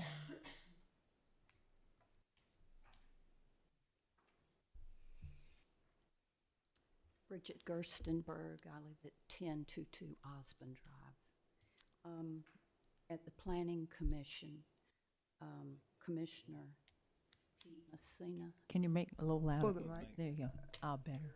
Is that better? Much Oh. better. Yeah. He had 4 changes do those changes have to happen? It's in this. Only be one. Entrance and exit with a fence, a right-hand turn lane that would send all the traffic to Wire Road, is that right? That was a concern of his. They had added a right-hand turn lane for the entrances. Say that again? He had requested a right-hand turn lane for the entrances. Right. Just for the entrances. Not for the exit. Yes, for the exit, there's right now one entrance that he was asking for a right-hand turn as you come out to May Royal, turning to the right, going toward Wire Road. So the people in this community could only exit and take a right? No. There would be a right-hand turn and you could turn left too. There'd be both. Okay. Okay. All right. There was mention of a right-of-way at the southern cul-de-sac extending to neighboring property. What's the neighboring property? What's it mean? That's the large portion, I guess would be to the south, that's being undeveloped. They're asking for just a cross-access easement in case that property is ever developed residentially, so it has connection. And the neighboring property, that's not the property owners like me. No, it is the undeveloped parcel that's sitting there to The bottom center of the diagram on the screen, the bottom the blue. center that was not included with this particular development. Okay. She said below the blue, correct? That is correct, below the blue. Yep. Thank you. And the fire exits, how many? It's just One emergency access. One emergency exit. And that's good? Yeah. And it's going to be where? Right now, I think it's scheduled to be right at, I guess that's Aldrich and Osmond, right at the corner. Okay, like going into Crossland Park. Right, correct. There's a 25-foot strip at the moment. I think that the intention is to run the sanitary sewer easement up there and also use that as an emergency access unless public safety has some issue with it. Okay. Right, that's right. Okay, I think that's it. Thank you. Thank you. Thank you. And this might be a chance to reiterate, I would, as a planning director, like to see a cross-access easement to the undeveloped property that is fronting Columbia Highway North. Just so, again, for connectivity in the future, because more than likely that will be commercial. That, you And have that's that, the recommendation you had. It was just a in here. recommendation. It's not added, right now it's not as one of the could conditions. be added. Right, could we do it? Are you asking the developer? Yeah. Yeah, we need to ask the developer. What do you think? Yeah. If you do a cross We told Ms. accessing- Moultrie that's fine with us. We'll readjust the layout on that side, and we can make that access happen, just like we'll make the cross-access easement at the cul-de-sac to the other undeveloped parcel. We'll include that in our planning. We don't have any problem with that. Thank you. Thank you. Anyone else? Comments from the council? Go ahead.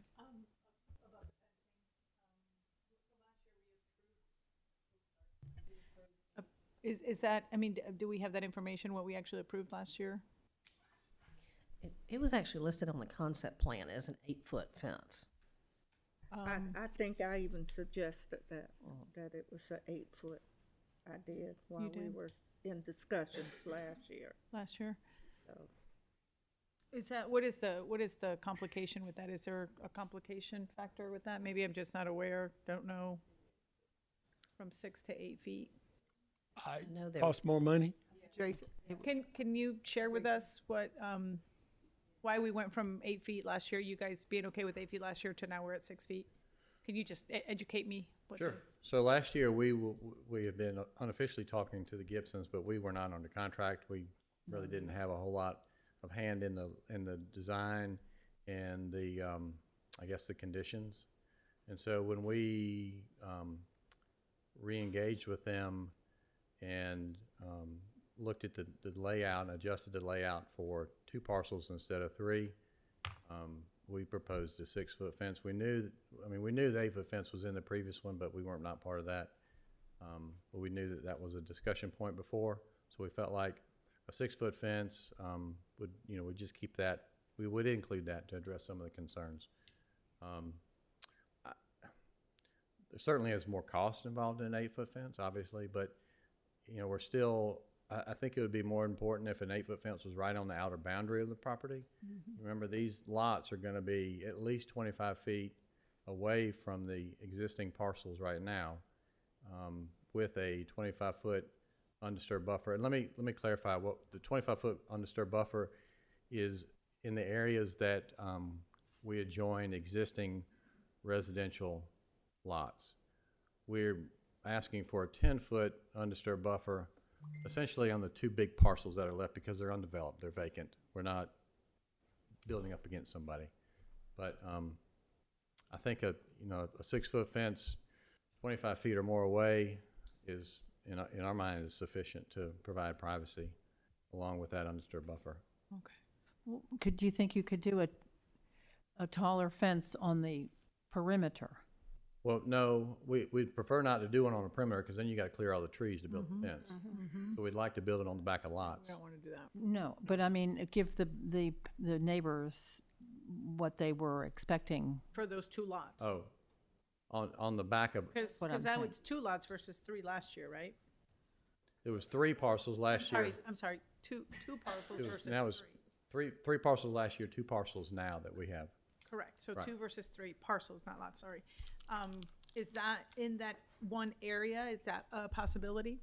To build the 8-foot fences on the back of lots? Just because they were expecting that Right. from before, and they were. Yeah, we can, I mean, if that's, if that's what it takes, we'll agree to build 8-foot fence on the lots that are adjacent to existing residentially owned, used lots, however you want to Yeah. phrase it. I think that would be. Only because it's their expectation from last year. Right. I feel like it's Okay. a fair ask, but And we I went- appreciate you sharing the information and, Okay. really explaining it for sure. Okay. Thank That was you. only on 3 right. of the lots. I feel much better about that. 2 parcels, 2 of the 3. I want to make sure that we're all Yeah. thinking the same thing, right? So we have 2 parcels under contract, a 12-acre parcel and a 39-acre parcel, plus or minus. What I think I'm agreeing to is building an 8-foot fence on future lots that we develop that are adjacent to existing residential lots on Osborne and May Royal. That is correct. That is correct. That's And then correct. any future lot that we develop that does not abut You could an do 6 feet. existing lot, 6 feet. we do 6 foot. 6 feet. 6 foot. 6. Yes. Okay, Yes, thank you. okay. Thank you. Thanks, Jason. Thank you. So we need to change number 7. Yes. What's the best way? Made so many changes. Yep, Just like he worded it, actually. yes. I mean, basically, the privacy fence is 8 feet tall, adjacent to all currently developed single-family residential lots on Osborne Drive and May Royal. May Royal. And then the rest of the description would be 6 feet. I mean, again, we need to Be behind each lot. wordsmith it better. Yes, And we've also added. yes.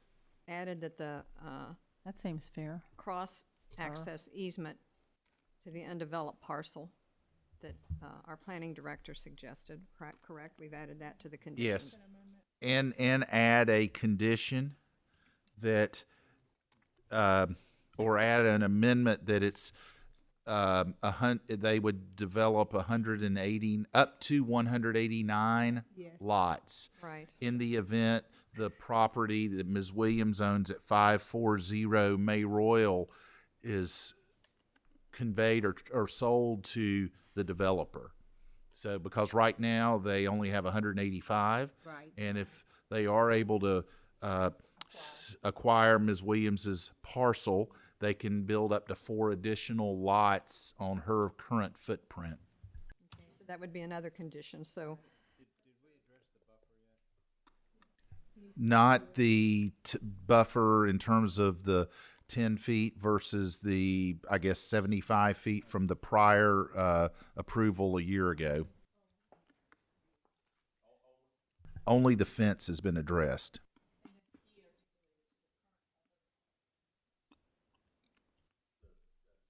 Mr. Winkler did?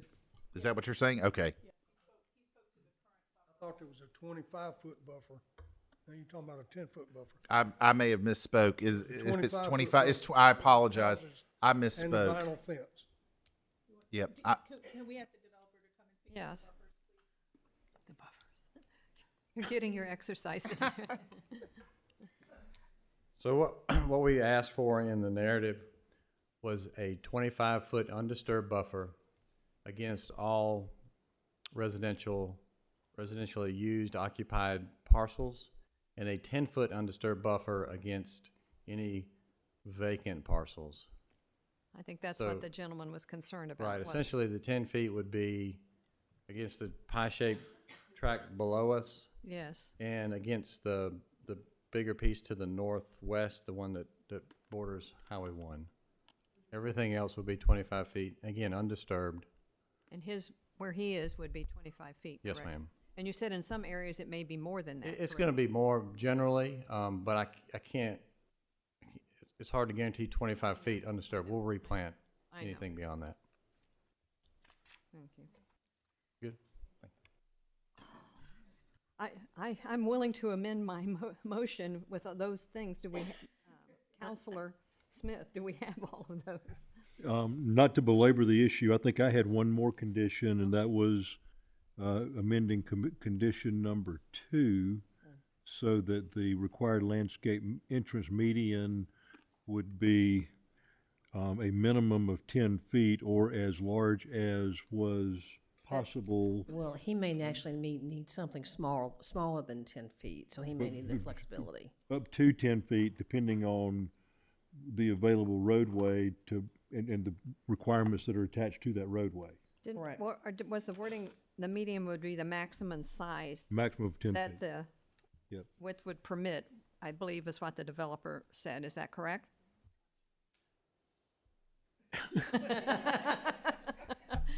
That you, Had to decide for a while. and- you asked for the So, median I asked for a, to be the a maximum. waiver size? to reduce it to less than what the city's requirement is. Planning Commission put a condition on there, said they're happy to reduce it to 10 feet, and I think we probably just miscommunicated at Planning Commission. Again, we're happy to build whatever width we can fit in there. It's just with 50 feet is all we have to work with, it gets really tight. So, I mean, I don't know how you word the condition, but we're happy to build as wide as we possibly can with input from city staff. Will be up to. The I maximum, doubt that it's gonna be 15 feet, but we're not trying to get out of it. We'll build it. Something there. so you're Al- asking for the also- maximum size that would be permitted in that area. I Is also there- noted that they were asking to delete condition number 8, which was the That's- second entrance be installed along May Royal, Yes. Yes. dependent on appropriate site distance. Yes. Yeah. Number 8 be deleted. And so on number 2, are we amending that to state up to 10 feet? All right, so Maria, tell us, what's the required entrance way, right of way? And typically it's 15 feet. No, I'm talking about for the whole thing, from edge to edge, not the median. The street? The entrance Talking way. about 50 the Yes. street's usually I mean, 24 to 25. You're telling us that you won't be able to do a 10-foot median and do all the other requirements for the entranceway roads. I'm not, Is that what I'm hearing? I'm not sure. Right. So if you, typically it's a 50-foot right of way, but I think probably these entrances is probably more like 60 or 70 to get that 15-foot median, a lane width on either side, curb and gutter, a road shoulder to get water, water, power, cable, phone, all those down, because all those trench differently, and so, you've got, Right. they're all spaced out. So taking all that in consideration, whatever space is left over for the median, that's up to 10 feet, but it may be less So than we can go up to 15 feet, if you get. but I'd like to have the flexibility to, build it correctly. Yep, And we, yep, that's okay? All right. yep, We got you. yep. I'll sit in the front row. That's right. Just sit right there.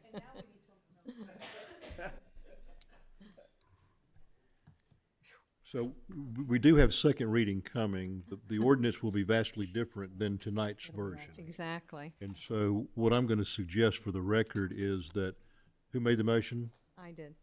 That the motion be amended to reflect the comments that have been made during this meeting as will be set forth in the public record, and then the ordinance will be drafted in such a way that it'll clarify all of this. And we can all look at it. Is that fair? That sounds exactly right. And Ed Wolf seconded that motion, so he. Okay, and Councilman Waltz seconded the motion. Councilwoman Broll made the motion, Made the motion and amended it per and Councilman Counselor Waltz Smith's seconded the motion. recommendation. And are we ready to vote on this? All those in favor, however. Okay. Passed. Thank you. You may return to your seat now. Thank you. You're welcome. Thank you very much.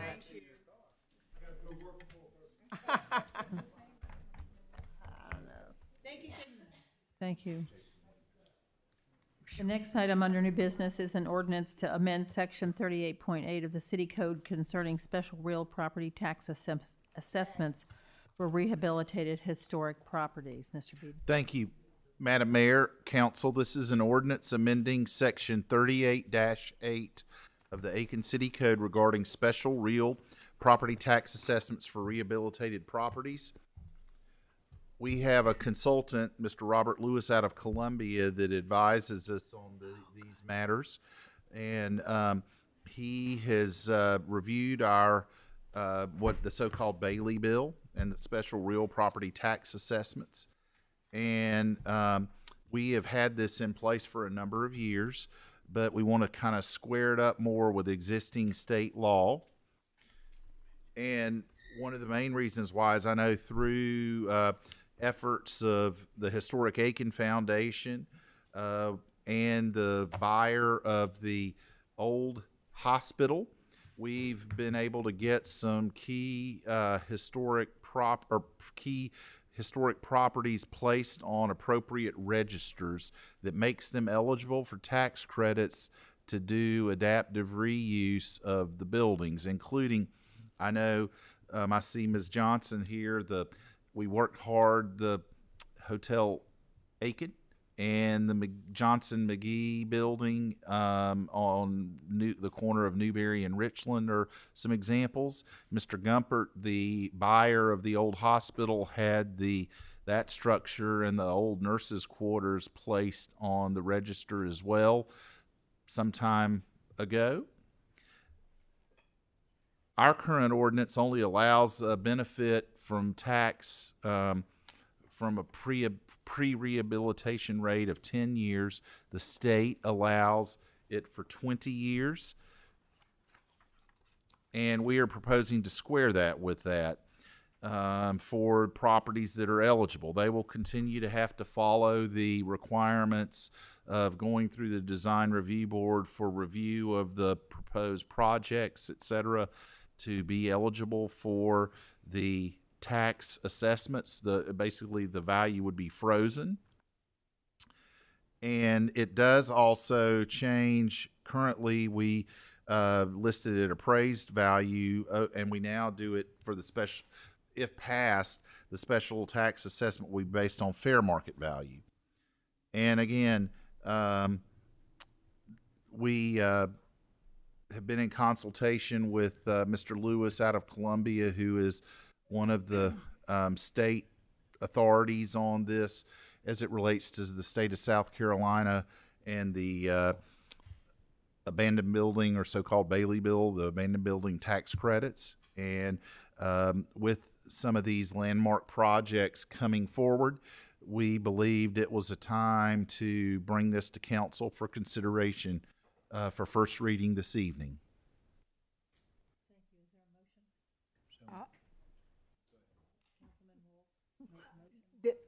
This is in my district, if you don't mind my saying this. So I haven't talked with Linda in detail about this. I know some of what's taking place, but not all. And I'd like, Linda, for you to give me more detail. I'm sure my constituents in base will be asking me some questions, and I want to be prepared to answer those questions between you and Stuart. Well, we need a second. I'm seconding the motion. Okay, you didn't say that first. That's right. Councilman Waltz made the motion, and Councilwoman Price seconded. I second the motion. Okay, and good comments. And yes. I'm already commenting. Yeah. Any comments for the public, please? Right. Yes, ma'am. Good evening, Mrs. Johnson. Good evening, Madam Mayor and Council. Just wanted to get up here to support the proposed change to the Bailey bill, extending the time. It's just one of many tools that are used by the governments, I mean, the state and federal governments, to encourage historic preservation. And by using this along with tax credits for buildings as they're being developed, we can make historic preservation a viable activity economically. It brings developers here to take our historic buildings and make them reusable. I'm so excited that Mr. Gumpert is going to be taking on the old Aiken Hospital. I know we're all excited for something to happen there. So I do encourage you to do this.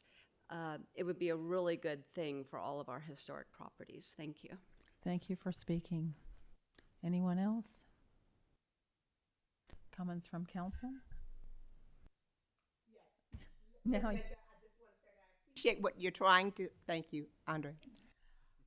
I appreciate what you're trying to do and your passion for really just maintaining the history that we have in our town. And I look forward to scheduling something with you because I do have a couple of questions that I want to ask, but I'm supportive of what you're trying to do. You want to ask them now? No. anyone else would like to say something? In the city, I know I heard a question from Councilman Waltz. The city attorney reviewed this as well after Mr. Lewis had provided his input, and Ms. Tilton worked hard on getting this over to the city attorney. Thank you. And this is not just for one particular parcel. This is amending our city code going forward for any other historic. So we know what we're doing, yeah. Across the city. Yes. It is, well, within the overlay. I'm sorry, not across the city. Within the historic, basically properties that are within the purview of the Design Review Board. That's fine. Yes. Come. Clear it up for us. So the Bailey Bill applies to any landmark properties on the Aiken Register or any properties that are on the National Register, and that includes on there individually, like the Hotel Aiken, or in any of our historic districts. Thank you. All those in favor? Motion passed. Ordinance passed. I apologize. The final item under new business is an ordinance to amend the fiscal year 2024 to 2025 budget to include opioid recovery funds. Mr. Beebe. Thank you. This is an ordinance amending the budget of the city of Aiken for the fiscal year beginning July 1st, 2024 and ending June 30, 25 for the General Fund Public Safety Department. We have received funding from the Opioid Recovery Fund in the amount of $396,170 that will allow us to add 2 non-sworn opioid response and prevention positions, including training vehicles, supplies, and equipment. This was received as part of our participation in the state of South Carolina's multiple class action lawsuits against opioid manufacturers. City Council approved our partnering with the Aiken Center for Alcohol and Drug Abuse, Aiken County and the City of North Augusta, and the Coroner's Office to address this epidemic.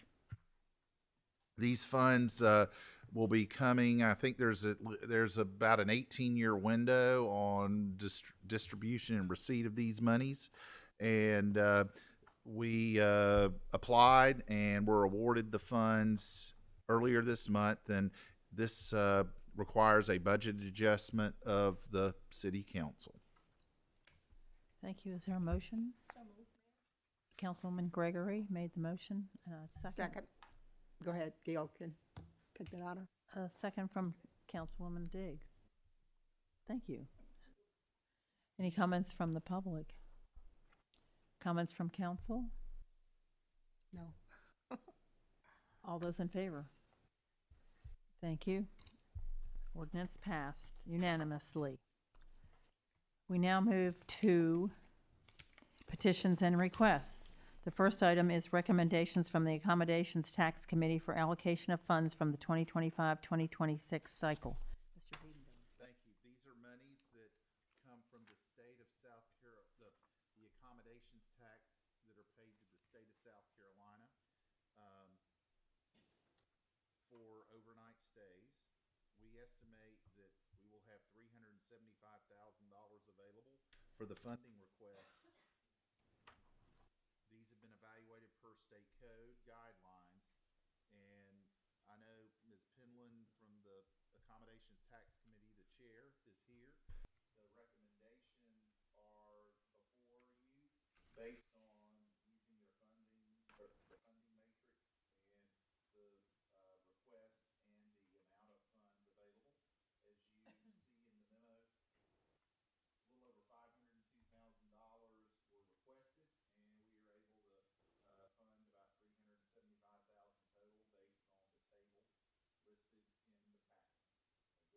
This is before you for consideration this evening. Thank you. Is there a motion? Councilwoman Gregory made the motion. I need a second, please. I second. Councilwoman Diggs made the second. And comments from the public? Comments from council? I have a question regarding the number of requests. Peggy, you still leave that?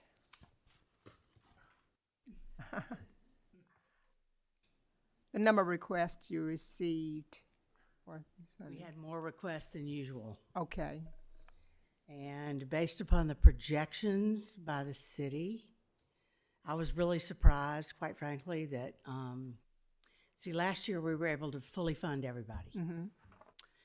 And this year, I'm not sure if it's the anticipation of a recession or there was a little issue with the state treasurer. I know in my business, we had a very big surge of business due to Hurricane Helene. Mm-hmm. And those revenues had not been reported by the treasurer's office for some reason. So I was very surprised at the figure that I received. I thought it was low, but all we can do is what we can do with the numbers that are given to us. So we only had 70% of the funding.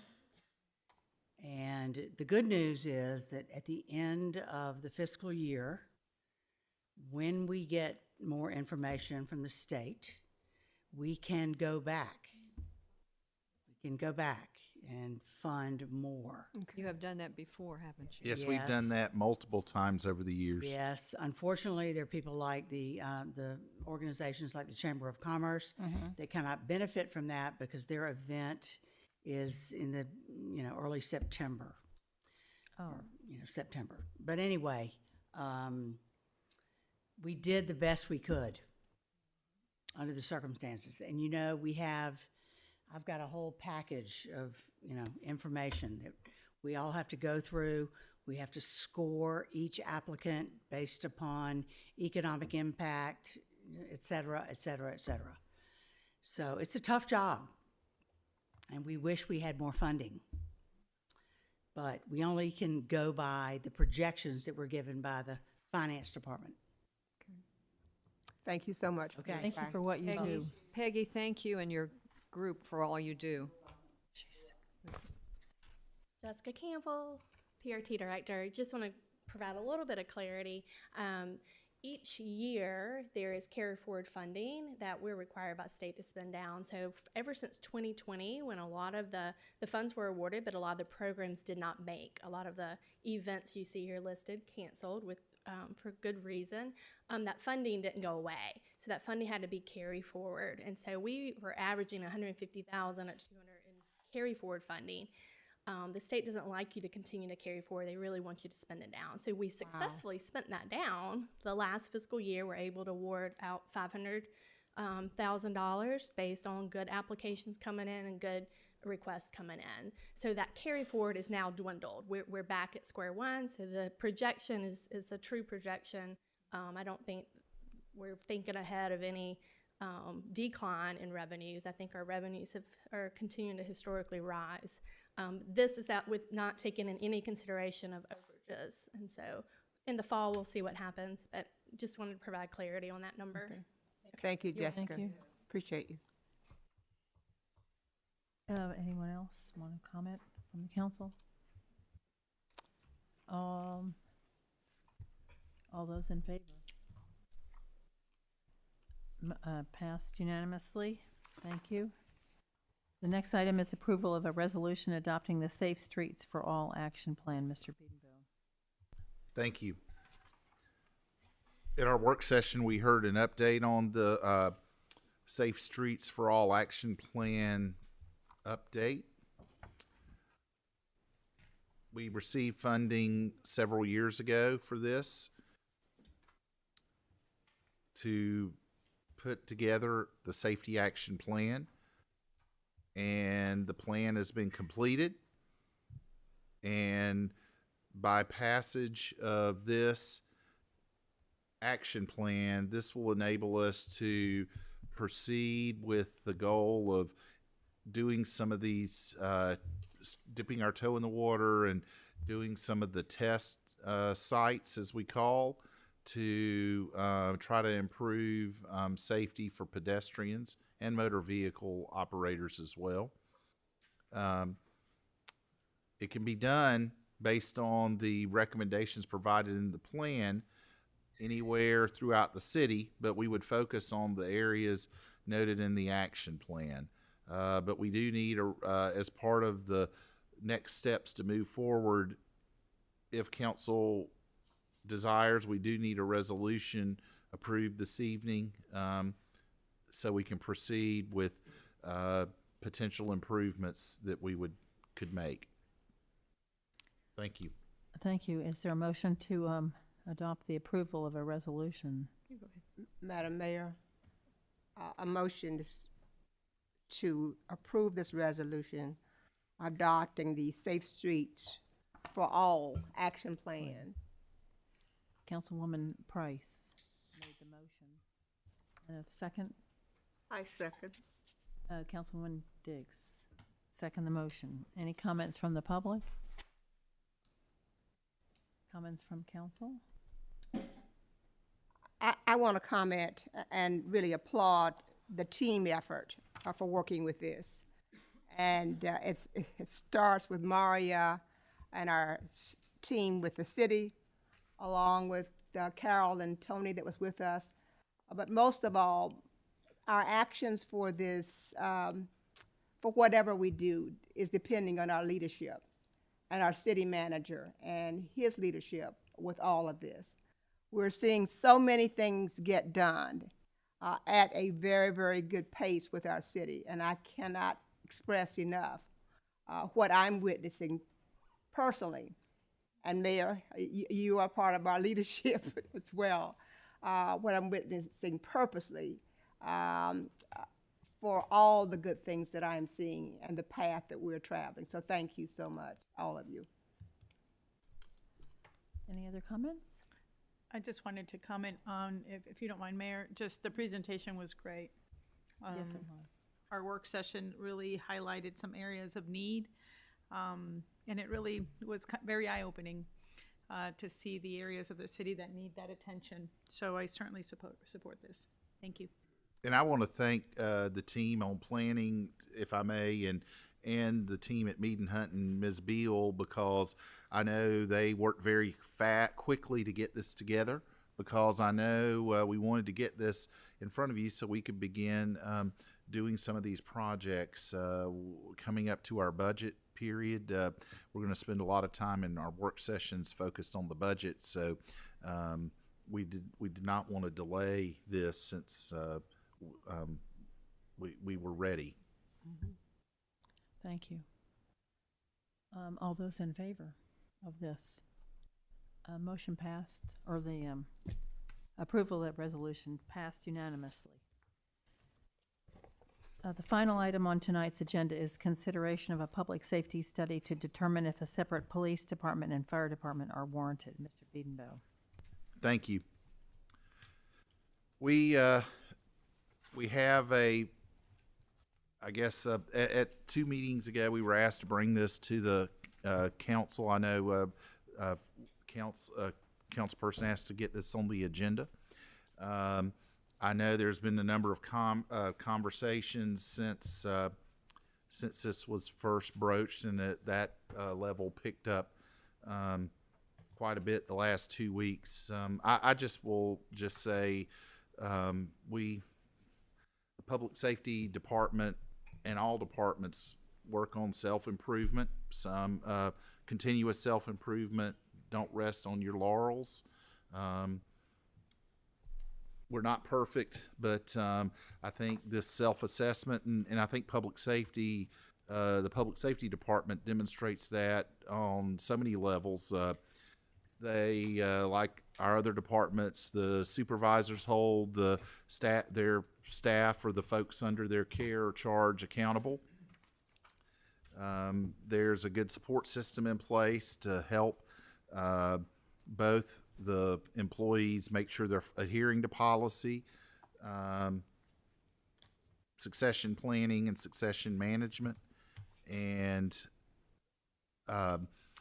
we undertake rigorous accreditation from both the policing side through CALEA and from the fire side with ISO ratings. We were the first ISO Class 2. ISO ratings do mean something. There's quite a number, over 10,000 fire departments at the, I believe 10,000 fire departments in the United States. It may be more. I had the data. I've got so many numbers floating in my head. I'm swimming. But we're in the top 8, only 8% of the fire departments in the U.S., I do remember this, have either a Class 1 or Class 2 rating, which it's like golf. The lower the number, the better, or more you meet criteria. 8%, so 92% of the fire departments are not classified. They're classified at a lower rate than we are. We've been CALEA accredited, goodness, a number of years. Chief, 20 years plus, if not longer. This was Chief Busby we began. So going back at least almost 30 years now. I know here's I've not heard any feedback that the model is broken.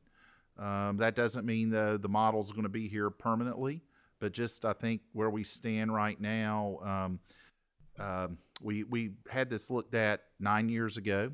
Spent $42,800 with a firm to come look at our department in 2016.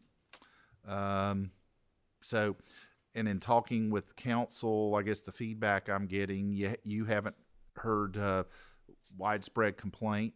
With public safety, the core functions of police and fire being 2 of the 4 legs of the city's core functions, along with water and sewer.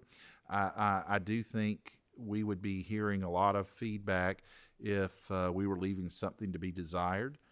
I do think addressing, I guess, a path forward would be beneficial very much this evening in some form or fashion, just to eliminate kind of the state of limbo we're in.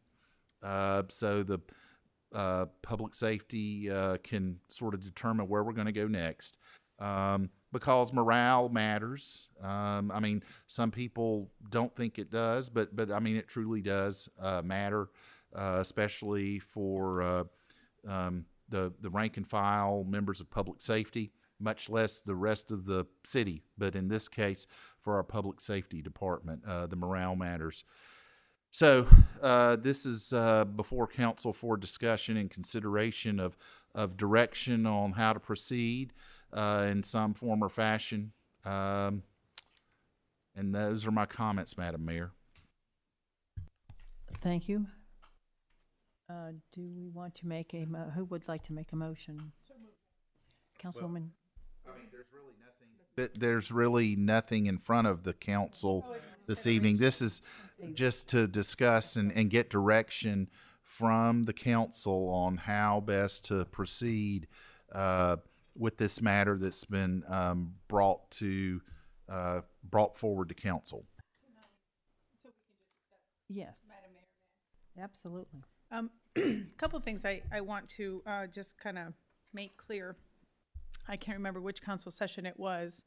We had someone come up and discuss and question public safety, and public safety being joined with the fire department. Totally welcome the community's feedback. We listened. Suggestions were made. And I just want to state this for the record. That was during an open comment session. And I want to make sure that mayor and council are squeaky clear that we are not expected to come to a consensus or take a vote during open public session. And that's what almost happened that night. And that's inappropriate. Okay, our job as council members is to listen to our community and we're basically bona fide liaisons. We communicate our community's concerns, issues, questions, recommendations to staff and to our colleagues, and we do the same from staff and our colleagues back to the community. That night, this individual questioned council for a decision on a recommendation he had with people he had with his opinion, and that's inappropriate. That first of all goes against Robert's Rules of Order, and that is not how we conduct business at the city level. So I want to make that clear. To avoid that, because that night I questioned that almost happened, it was stated, this needs to be an agenda item if this is the route that we are going to take. So I just want to clarify that. That's why we're where we are today and we're discussing it. So now I'm going to give my personal opinion. My personal opinion is that we have Stewart and Chief in a position where we trust them to lead an amazing department. Many of you know I am a big supporter of Aiken Department of Public Safety, every initiative, their mission, and what they do for our city. And I'm not a professional in law enforcement, so it would be very reckless for me to recommend otherwise. That's why Stewart and Chief, we have trusted them as the professionals that they are to lead this department. If they feel that there needs to be an internal evaluation, if we see that morale is tanking, if we see there are issues, if I'm getting complaints, which I don't, day in and day out, then we should have these conversations. But for the time being, I don't have an issue. I think they're doing a great job, and I just want to put it back on Stewart and Chief. If they feel we need to do an internal evaluation, then I would love for them to recommend that we do that. And that's all I have to say. Thank you. Thank you. I feel that we... Madam Mayor, I agree with what Councilwoman just reiterated or iterated. I want to say this came out, like she said, out of the blue. I have not had any complaints whatsoever about our public safety. In fact, quite the opposite. I have not heard anything but accolades, and thank you all for what you do every single day. I mean, you leave in the morning, your families don't know if you're going to make it back, whether you're a fireman or a police officer, and ours are trained in both. And Stewart is very transparent about everything. His comments that night let me know that he was also blindsided by this. This was not handled appropriately. We're all a team. We'd never try to shut anyone down. And if you come and ask to have a hearing, a work session, that's one thing. But in a non-agenda item session to bring this up and then press and say who should be on a committee, and Stewart just mentioned how much money was spent on the last one. Our public safety is always looking ahead. Correct me if I'm wrong, Chief and Stewart, please. When we're looking at our public safety stations, we're looking to build bigger ones with more places for housing, sleeping, And that's what you have to have if you're going to build, and we know we're going to grow. Also, when we order equipment, our fire trucks, we're ordering them with more seats. So you can't do this overnight. It takes planning, and we're in that process right now. And if we need to do more, we do evaluations so that we can do more. So I don't see anything that needs to be done other than internal evaluations, and anyone that is on public safety department, feel free to be honest about everything. And we'll be honest back. And I'd like to just piggyback off of what's already been said. I think over the years, you have realized, because we let you know on a regular basis, that we trust you, we look to you whenever there is a problem. We want to know what it is. If you're unhappy about anything, I think you know that you can come to us. And when we put everyone under one roof, it was with the thought that everyone should be together, work together under that roof. I don't think it would be economically feasible to do it any other way. And we want you to know that we depend on you to let us know if you are unhappy with the way your situation is now. We will have a meeting, and you can feel free to discuss anything you're not happy with. And I know all of council will be there. And just like always, whatever you want, you always have our full support. Thank you. Mayor, I appreciate everybody's comments. But since this has been brought up, one conversation I've talked to Chief, and I had a good conversation with Stewart, and found out that the last time we had this analyzed was 2016. That's not that long ago. So I asked the question, how many more fees do we have? Because this is not just the city limits. The fire district reaches far outside of that. So there's lots more homes. And it's really going to come down to new construction of new houses, new commercial businesses. So how many have we added since 2016? That number was roughly 500, maybe a little more than 500. Is that right, Stuart? Yes, those are the ones that are outside the city limits in the fire district that get the quarterly billing. So the suburban fire, I guess is the term we use. Yes, suburban fire. So from that standpoint, what is our growth factor? Well, just taking 10 years, because I can do the math a whole lot easier, that's a growth rate of about 50 a year. It's not all that great. Now, I would venture to guess, based on the building of new subdivisions and new houses, it's increased quite a bit over the last 5 years. I don't think we got into the weeds on that, and I'm not going to get into the weeds. I think y'all do a great job. That's not even in question, and we certainly don't need to do a split up right now. But I think we need to stay on top of it and make sure that if it starts growing really fast, and there's a possibility, we had 2 more subdivisions tonight we brought in, or we've got one more reading, but again, that's going to add 180 on one of them, and about 383. So that'd be 400 more.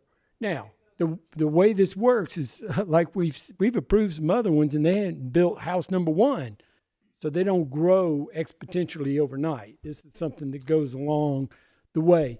So at some point, we may get big enough that we have to do this, but at this point, that's certainly a non-issue. Just we need to make sure as we go along, we stay in touch with it.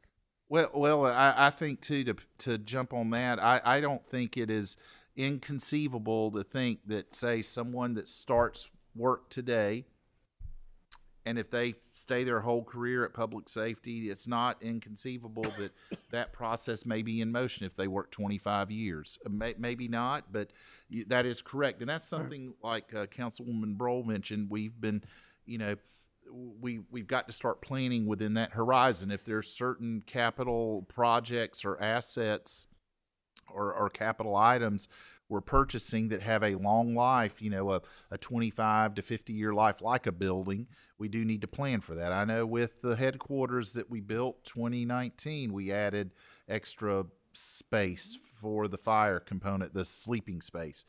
When we build another substation, I believe that's something, whenever a new station is built, we'll have to build as if within its life we split. But again, yes, that's something we're regularly evaluating.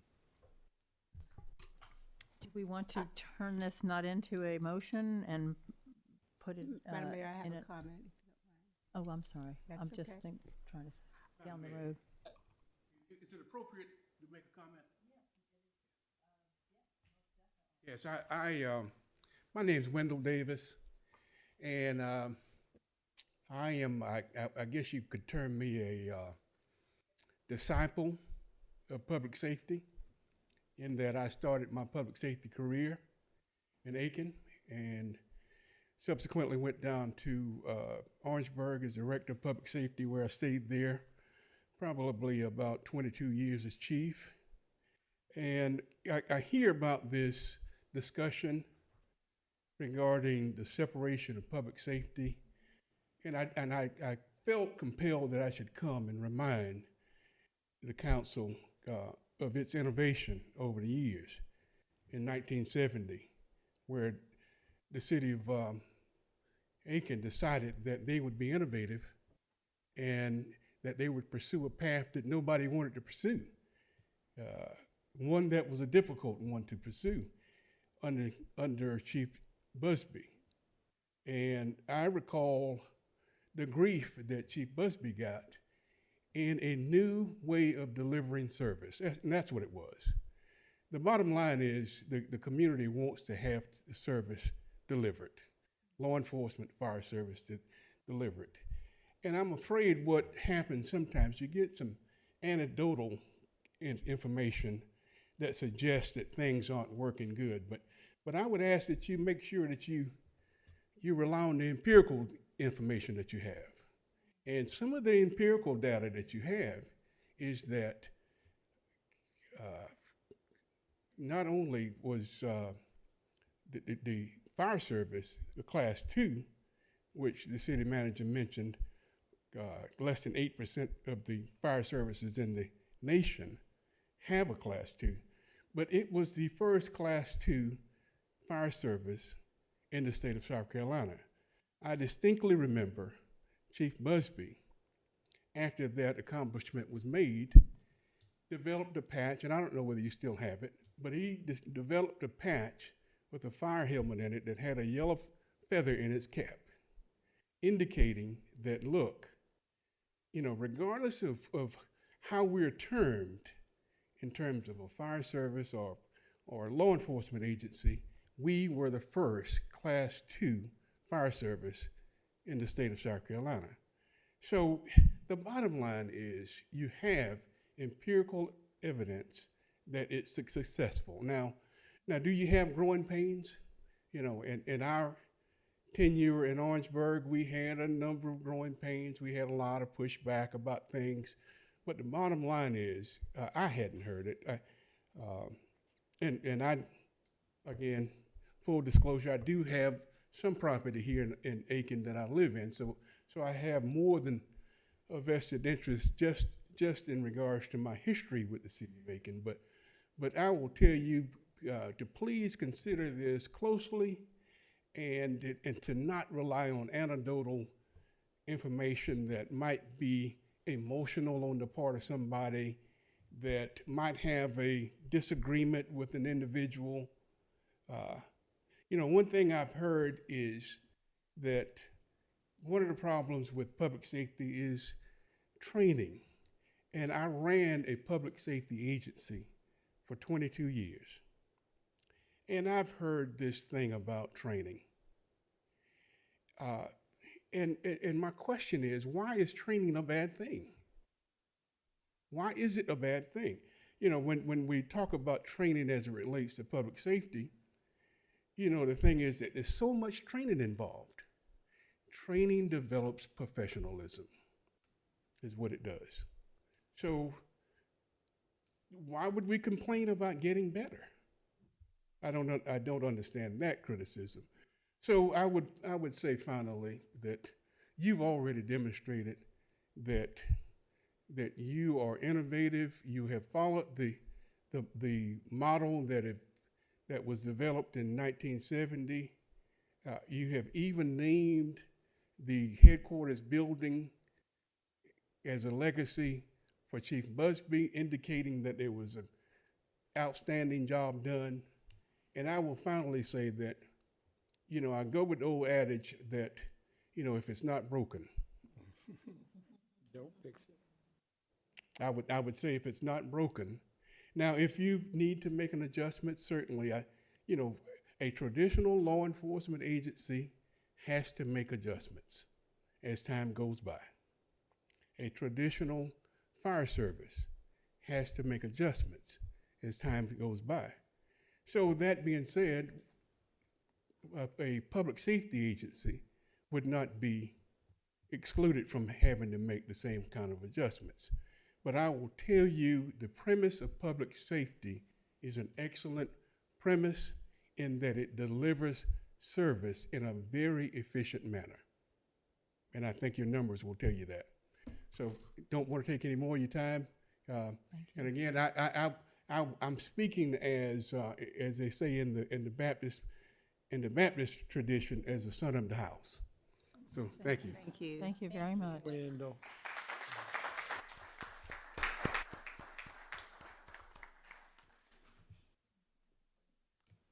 So, as I was saying, Yes, if you don't mind. And you brought your son. Mr. Davis, I thank you for your history, because I was going to share a few of those points. I have a little bit of remembrance of what it took to get us where we are right now. I also want to thank the chief, because I had a meeting with the chief, and I've had some conversation with Stewart as well. And I will tell you that I was pretty direct in my questions with the chief, and he was very direct with me in terms of his reply. And with all that, I had certain questions, because I didn't know whether this was one person with this concern, 25 people, 35 people, who is involved? And I had all those questions, and the chief responded to me very honestly, and I was convinced with his replies. But having said that, what was most impressive was our discussion with the approachability. Everything that we do is about trust. Trust. And you have our chief of police, you have our city manager, you have people that we have as directors, that their doors are open. And if you have a concern, you ought to be able to go in to ask the question. No one should feel that I am going to be punished if I ask a question. So those doors are open for you to come and ask the question. And what is said to me constantly is it all depends on the manner in which you approach a person and ask the question. Still have a little bit of learning to go with that. But having said that, you have the city manager's office that's available, and you have the chief's office that's available. And I will assure you that you can get the answer honestly from them. I've asked some pointed questions in my history here and was pretty satisfied with the replies that I have received. Did I like them, like all the replies? I would say no, I did not. But I adjusted because this is called compromise. We have a good history of our public safety department. I will tell you that the issues that I brought to them, they are resolved. It just takes patience. I will put anything up against our public safety, not just in this state, but on a national level. And I thank you for what you do. God bless you again. Last one. I'll be brief. I'm not going to repeat what everybody said, but I do want to say, I mean, our public safety is a bunch of dedicated, hardworking people, no matter what they're doing. And every time I've had the chance, or not the chance, the need to call, it's always been handled very professionally and quickly. I'm not going to repeat what everybody else has said up here.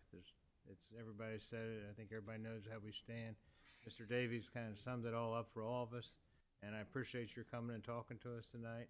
And I just want to thank everybody who's here for public safety for what you do every day and getting out there and putting yourself on the line. So thank you very much. Thank you all.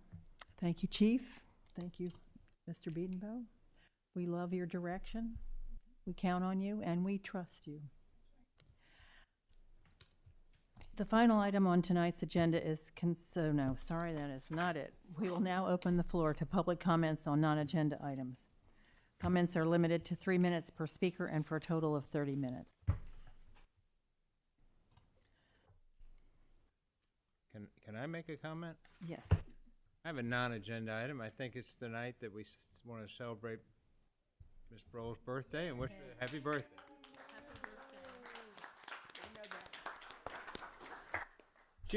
Chief, you want to sing since we sang for you? Yeah.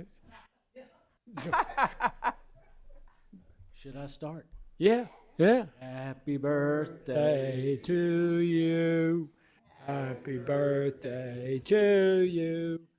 Happy birthday, dear Kay. Happy birthday to you. Thank you all. You even got Peggy to stay. 39 again.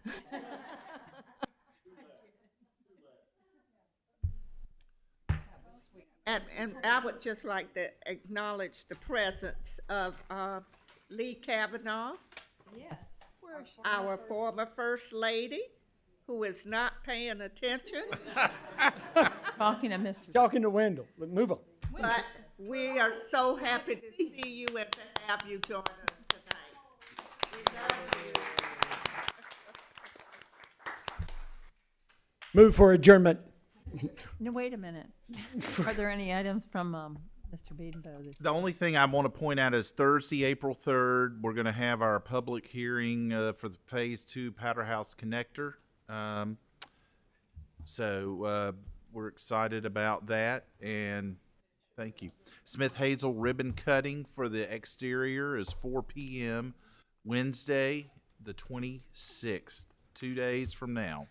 Okay, so the groundbreaking is now on April. No. That's a public hearing. Oh. Groundbreaking is Friday. Friday, yes. Yeah, we'll resend it out. Yes, sir.